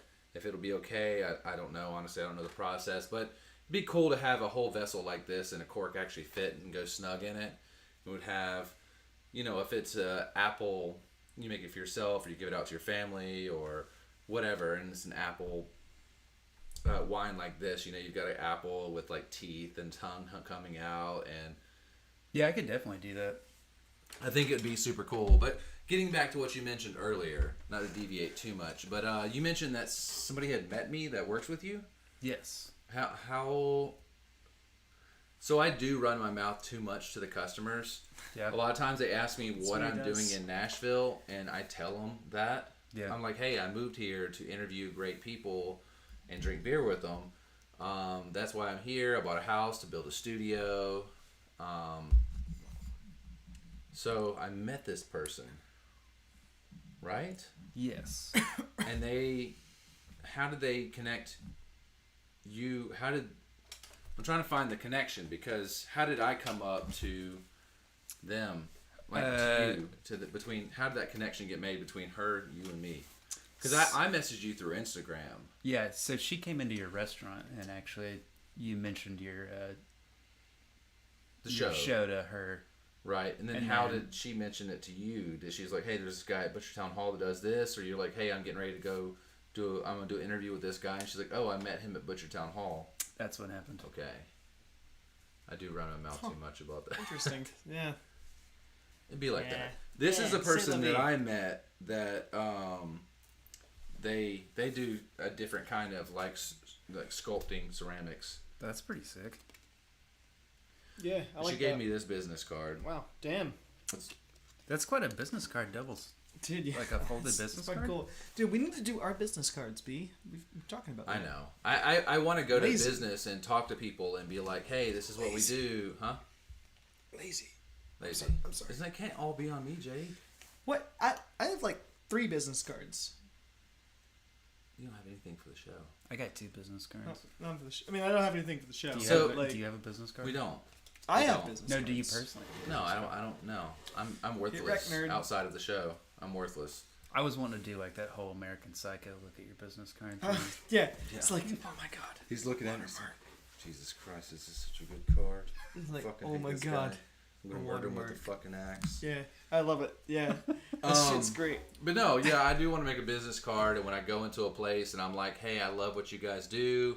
I mean, Alicia said she went to an event recently, and there was like crazy amounts of like talented people fucking everywhere. It was some kind of event. They have it every third Friday or something like that every month. And Right. if I had business cards, I could actually go there and be like, hey, I interview people. This is what we do. We don't make money out of it. We're not about money. We don't care. We just want to highlight what people do, and just hang out with them. There's just fucking awesome people in Nashville. And yeah, so a business card would make that a lot easier. I can just go and pop it to them and tell them this is what I do. If you're interested, breweries, there's hat shops in town, there's leather workers, there's, you know, there's blacksmiths, there's glass Nashville blowers, has like, we have huge potential for stuff here. I Yeah. mean, it's like, The art scene seems to be slightly dude, underdeveloped. it's what? Like it's out there, but it's not like.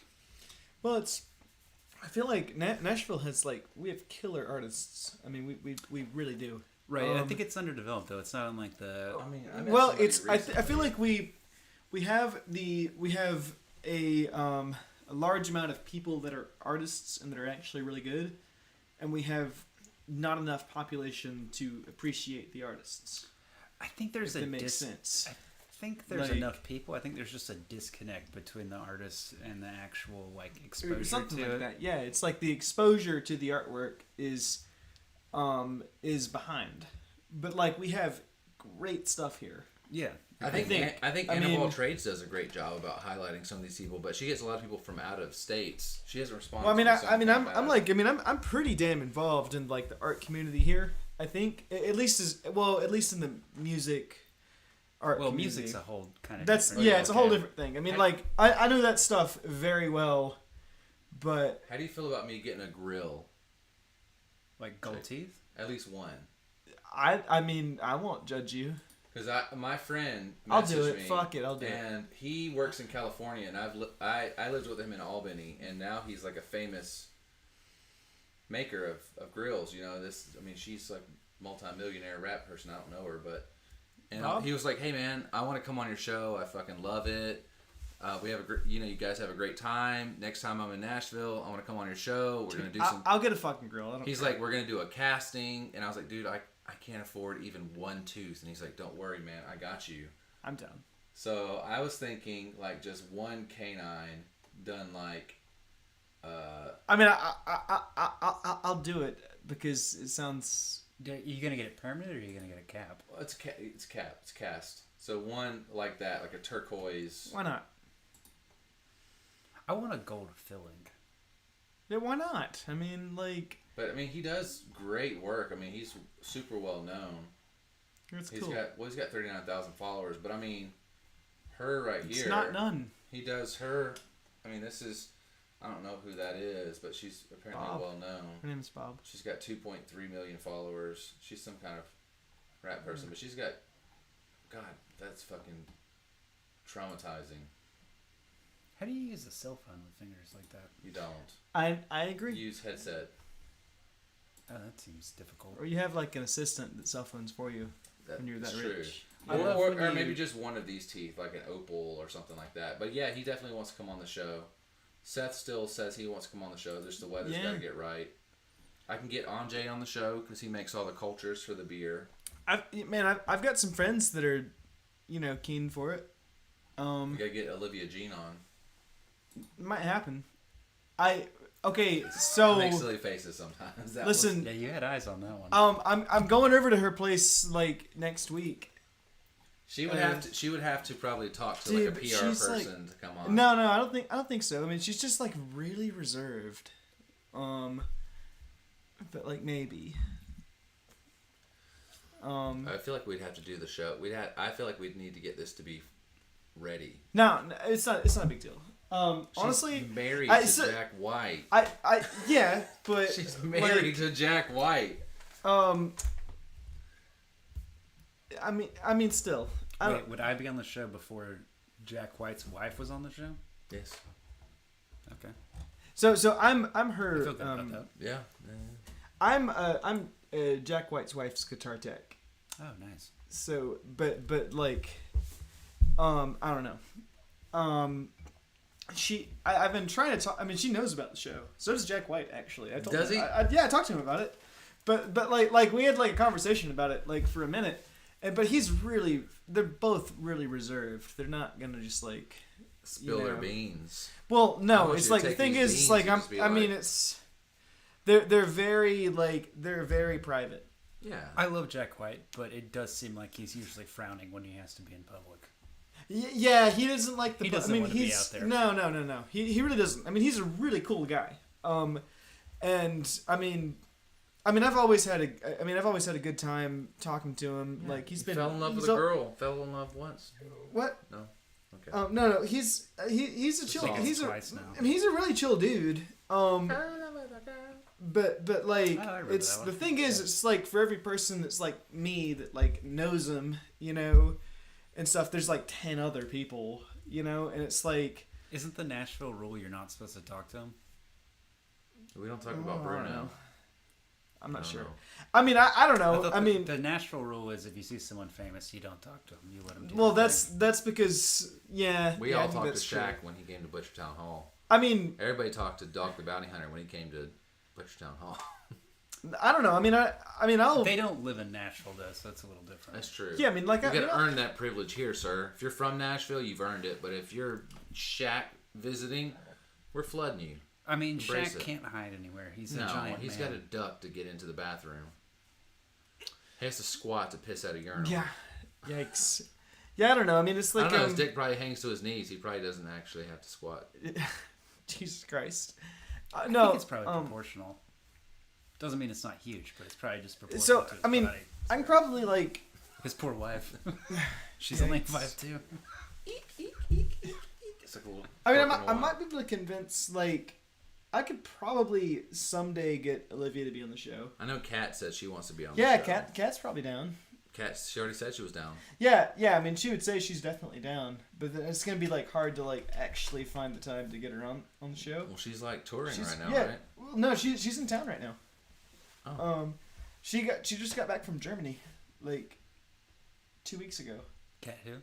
Jones. It's music stuff. I mean, she's not like crazy well known, but she's like well known like out of the country. That's pretty good.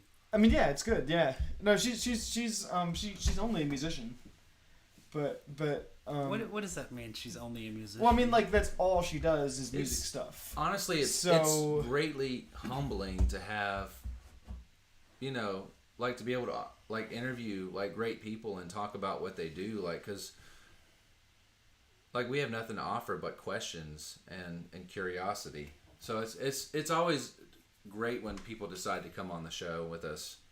I always love it. Yeah, I don't know.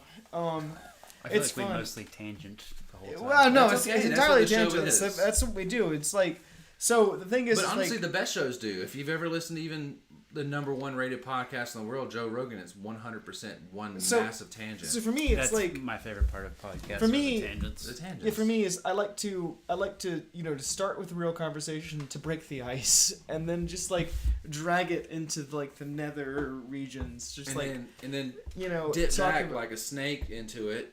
yeah, and then it's like you somehow tie in whatever the original topic is, like 20 minutes after everybody forgot what the original topic was. You somehow Pottery. you somehow tie it back into that, and they're just like, "What the fuck's going on?" Did you dye that shirt yourself? No. So this is actually the place I work at. Our management did this. Oh, Butcher and Bee. Have you ever been Butcher there? Bee. I don't think so. No, you should go. I'll hook you up. Where's it at? In East. It's next door to Edley's. Main Across from Street, Smith Smith and and Lentz. Lentz. It's right there. Okay, Yeah. Next to Joyland. cool. There's Yeah, like it's- multiple it's Joylands, right? Just the one. It's right there. So What are your thoughts on Joyland? Great. it's good. It's expensive. It's like fast good. food, but not really fast food. I mean, it's so my those crunchy opinion is burgers just are really like, good. dude. If I showed up and it was just like, I'm a little bit drunk right now, I need some fast food, and I showed up, and it was just like, take my money. Then I would have really good food. The But if I showed up 100% sober, I would be like, I spent $25 on a cheeseburger. That's how I would, you know what I mean? The crunchy burgers are good though. No, it's really good. Crunchy burgers. I mean, it is really, really good. I do think it's just expensive, and it's like, I would say I probably would not pay $25 for a hamburger.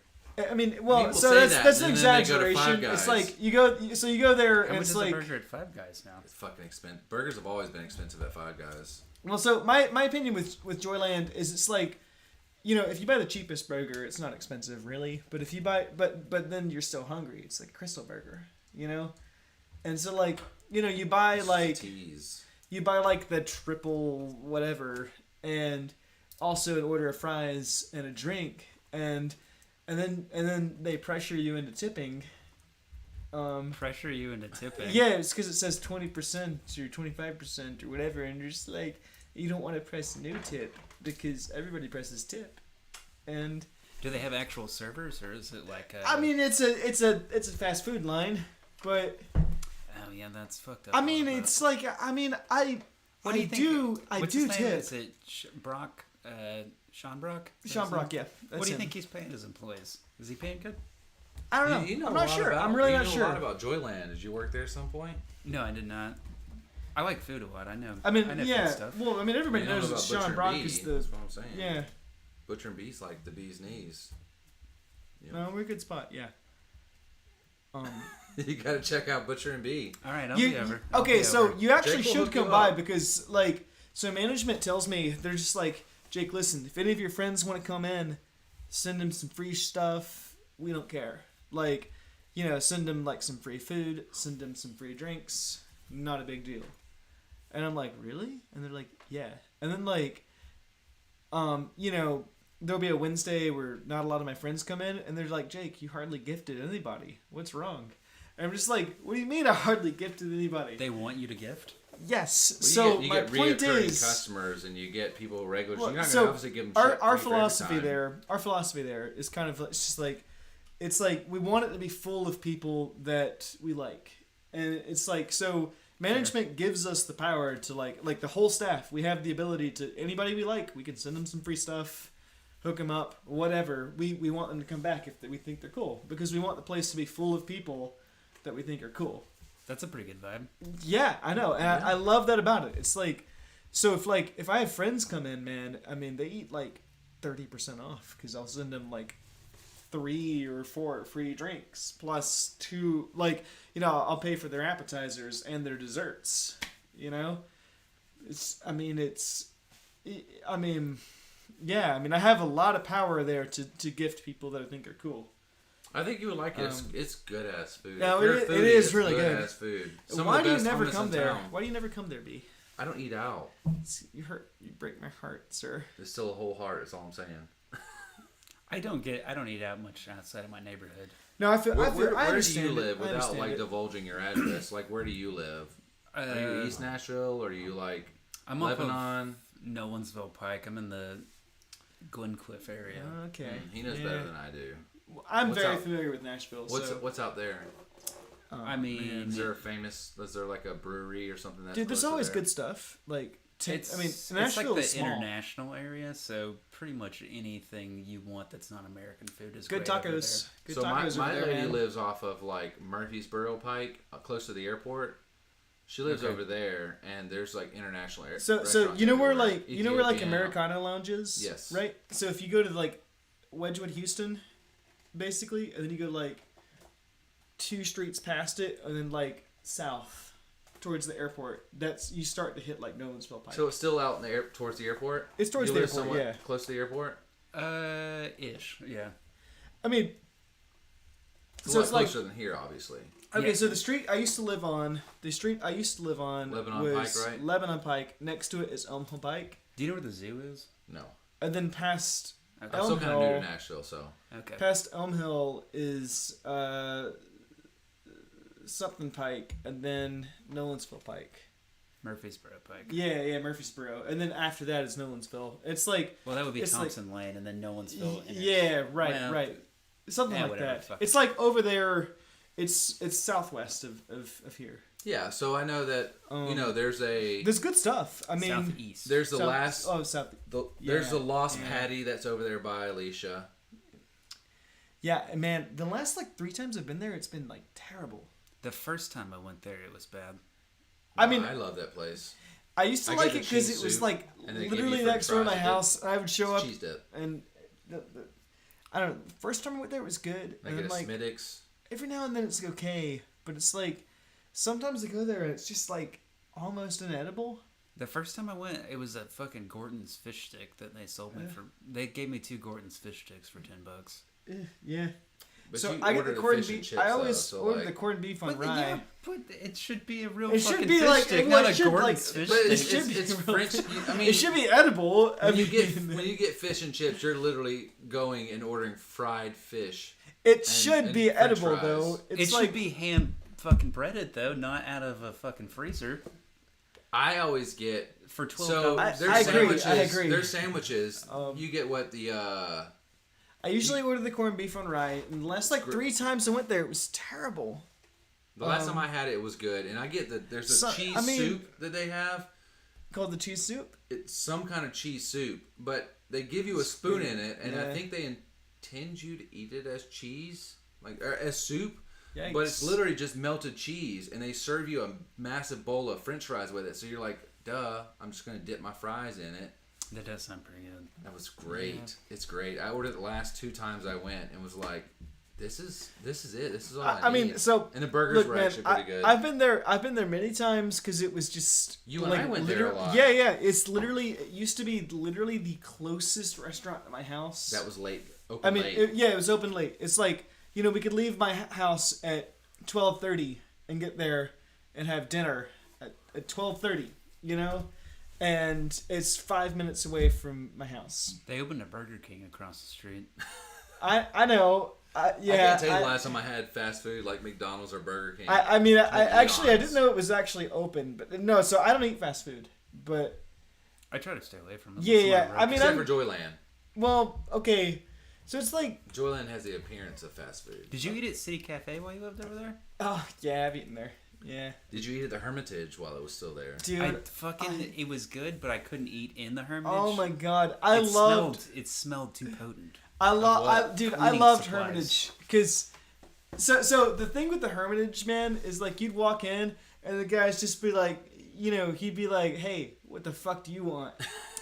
He really would. He'd be they like all wore shirts that were just like, it was like I don't remember what the slogan was, but it's like Says what the fuck do you want? yeah, it's like something It's like, like what'd that. you say? And it he's was like look at the shirt, man. yeah, it'd be something like What do that. you I'd be want? like, hey, like I go in and be like, hey man, I'm here for like food, and be like, what the fuck do you want, bitch? And I'd be like, I don't think they did that there. no, they really did. They really did, right? I never had quite that experience, but something like that. It was What the something fuck like do you so. want, you cuck? So Like, jeez. they would cuss at you like for Malone, no what's going on, reason, man? and it was hilarious, kind of. The food was good. I couldn't handle the smell in there though. No, I mean it smelled like cigarettes, like I thought it smelled like fucking astringent or something. yeah, I didn't like it, but like sometimes it would be a block away from my house, and I would be kind of drunk, and I'd be like, "That sounds great," and Did you go to Twin Kegs too? yeah, dude. So for whatever reason, the GM at the B, the only bar she drinks at is Batter's Box. I don't think I've been to Batter's Box. You've never been to Batter's? No. Oh my god, it's great, but really bad. Where is it? It's next to the Hermitage, where Hermitage used to be. It's next door. Is it new? No, it's old. It's been there for a while. Shit. It Oh, is. okay. Yeah, I know. It is where that it is a mega dive. Jamie, what's up? Okay. Welcome back. I tried to stay away from downtown, so Well, it's not downtown, but it's like it's close. That's it's right close. On the line. Well, yeah, That's I on mean, the it's line. like Ooh, I forgot what was in there. I mean, you don't get you I don't thought I was get drinking a beer. get wrecked, nerd. It was apple. Yeah, apple you don't wine. you don't It was run potent into apple you, wine. you don't see tourists in there, but it's a mega dive.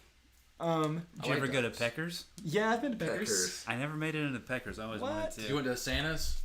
love Santa's. Yeah. Oh yeah, Santa's is kick ass. I heard you get kicked out of there if you start cussing. And Dude, shit. you do. I mean, like, I literally, me and a friend of mine we're sitting there talking, and like some people next to us, somebody said fuck, and like Santa, he's the guy that owns the place, and also he's also the bouncer, and he like turns around and looks at him, he's like, hey, you can't say that in here, and they were like, what? And he was just like, yeah, it's about time that you leave, and they were like, what? And he was like, yep.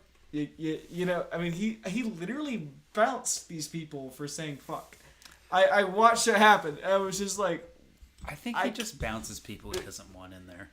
Yeah, I mean, I guess. I mean, which I respect, kind of. Like, it's like, I mean, if you have that power, why not?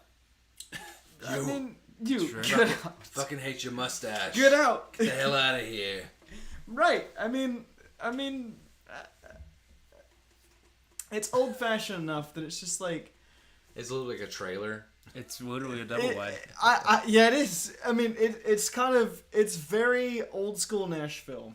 Like, it's... How long has it been there? A minute, yeah. But, I mean, it's probably not that old, really. But it's got, like... So, like, Nashville, we have, like... Maybe?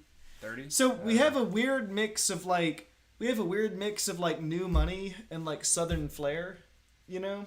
And, like... It's like got that vibe of stuff that's just been open in the South forever. A lot of big musicians came out of there, right? That like yeah, well, I mean, it's popular with musicians, yeah, but it's like the Magic City of Nashville. Yeah, a lot of people get their start there, and they're like, you know, they're on the Walk of Fame or something, and they're like, where did you start playing music? And they're like, honestly, Santa's Pub in Nashville. Shout out Santa's Pub. Don't say fuck up in there because he'll kick your ass out. Honestly. You all right, Jake? Yeah, I've got to get date? off the air soon. I have like 2. You got 2 hot dates? Yeah. Hopefully they're both not watching right now. Well, They're not. Yeah. They're I not. hope not. We've got That's how it goes. the most recent viewers are Tommy and Jamie. Yep. Neither of those. As far as on this platform, they're the most recent people who popped in. Right. I probably need to go home soon. No. So look, it's after midnight. We're out of beer. It's been fun. The conversation's been pretty interesting. I mean, you know, we talked a little bit about pottery. We didn't get way too deep into it, but that's okay. You know. I think for maybe even that's what it's about. It's about having fun, and I think maybe for a future episode, I think it'd be cool to, if we could go, even if we don't do beer, to go like on location and kind of just like beer is not. So we did that with other Kerby. Yeah, to go on location, and there was no beer involved. It's just literally just us setting up equipment and just kind of talking about the process, what goes into it. And I think that would be fun to do. Like if we do an hour and a half of footage, and then, and then talk about it, play some of the existing footage and then talk about it. But between the photos, between the videos, that would be a lot of fun. I'd be down. And yeah, we could do that. Yeah, it'd be great. And all we'd have to do is come by on a day that you're already there doing your thing. Word. Let's make it happen. Yeah, I mean, I would love to do that. After Jack White's wife comes on, though. Yeah, I don't know when that's gonna. I don't know when that's gonna happen. I have upgrades I want to do before she comes on. No, so listen. I don't know that it's ever gonna happen. I mean, like I would love to. I mean, I just want to. They know it exists. But you went on after her, like. But like, and by the way, Brandon, I promised you, like, before I went on the store that I would tell him about it, like, if we ever talked. And, like, I was sitting at breakfast, like, drinking coffee, and, like, Jack White's across the table from me. I'm just like, hey. How long is this table? He's, like, sitting, like, this far away from me. Okay. And I was imagining this, like, large king's table. No, there's you press the speaker, and you're like, hey, what's up? He's there's like, good. Listen, there's like 4 of us there. 4 or 5 of us there. And we're like sitting on like talking, and I was telling him, I was like, yes, I do this like podcast thing. And it's like, yeah, if we interview talented people, and we talk about what they do, and like, anyway, he was like, "Oh, that's great. That's really cool," and you know, and then he dove back into his waffle. Yeah, I mean, it's like, I mean, people ask him about this sort of shit all the time. Oh yeah, no doubt. Obviously. Yeah. But it's not what I don't know. The thing is, I did my part and I did tell him it exists. Yes. So what happens is, like, the next time you go on the road with them, and then the next time, and you'd be like, yeah, I was interviewing somebody last week, and then something, and then, you know, the next time you come on, you're like, oh yeah, I had this person on, it was cool, and then after a while, he's gonna be like, so Jake, who have you had on recently? And then the next time he's gonna be I don't know, man. Dude, he's like really, like, you know what? It's really low key, man. It's like they're. Mention the dude from the Black Keys that he hates. Oh, Say I know that about he this. came on. Yeah.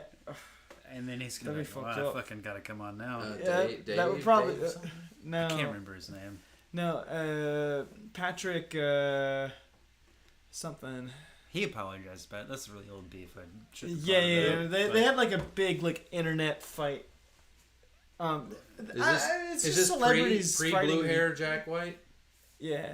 Okay. This is like some years ago. This is letting me know. He took his kids out of they were in the same like private school, and he moved his kids private school because Dan Auerbacher, that's his name. Yeah, Dan Auerbach. Yeah. Yeah, Dan Auerbach. And Patrick's the other guy in that band. Yeah. Dan and Patrick are the two guys. Dan was the guy he had beef with. Yeah. The most talented of the group. Dan's the guitar player, and the singer, and the writer. Yeah. The most talented of the group. And Pat's fucking good though. I mean, they're both good. I mean, well, they're all right. I don't know. Don't have any more left? No, I'm done, man. I'm boozed out. God damn it. Yeah. Get wrecked, nerd. I gotta go home anyway, man. Yeah, dude, it's been a late night. It's been fun. We've had good conversation. So if you guys want to follow him on Instagram. Yeah, dude, yeah, it was great. I mean... We got it right here. I can pull it back up. It's Kerby Wilkes. Wilkes. I kept spelling it without an E in there. There's an E in there. I kept trying to typing in, and I was like, doesn't look right. K-E. Wilkes. K-E. Kerby Wilkes. Check him out. Mid-South Ceramics. Just go to Instagram. You'll see a picture of him, like, looks just like that. Spot on. Except for the hat. Right. But either way, man, we're getting ready to end it for the night. Thank you for coming on, man. Thank you for having me. Yeah, dude, yeah, it was great. I mean, I love good conversation is what's this about, you know? That's what we do. And so, I mean, it was fun. Yeah, man. Yeah. So, yeah. And I would love to get in touch and like maybe do like a thing where we get some footage of like what you do like on the like day to day, and then talk about it later, down the road. Right on. Let's make it happen, man. Yeah, let's do it. What was your favorite beer of the night? The first one. The Thai beer? Yeah. This thing was insane. I mean, dude, I wouldn't call this a beer, really. This is more my like favorite. a soup broth, but it was Sour fucking tart. delicious. That was my favorite too, yeah. So, and then after that one was the first IPA we drank, which I think was that one. That one. I think I would agree with that too. Yeah. So like I did like this one though. These two. The whisper of that one in there. And this wasn't bad. It was just classic. I mean, I don't think we had anything anything bad tonight. And yeah, I think you're right. This was very, very classic. There was nothing And like. Oh my god! This one had its place too. Yeah, it was good. I mean, it was hot summer day. That's yeah, what hot you summer drinking. day. That's what we call a lawnmower beer. Yeah, I mean, we didn't have anything we didn't like tonight. It was all three good. I will say this was my least favorite, mostly just because of the paragraph on the back. Oh, some beers do want to get pretentious, but Too wordy. it is wordy. It was fine otherwise. But you just do like some of the other ones, and you just put a QR code, and if you want to read it, you click on the QR code. Yeah. But either way, man, thank you for coming on. Yeah, Jake? Man. It was great. I loved it. Thank you! All right, let's get off the air.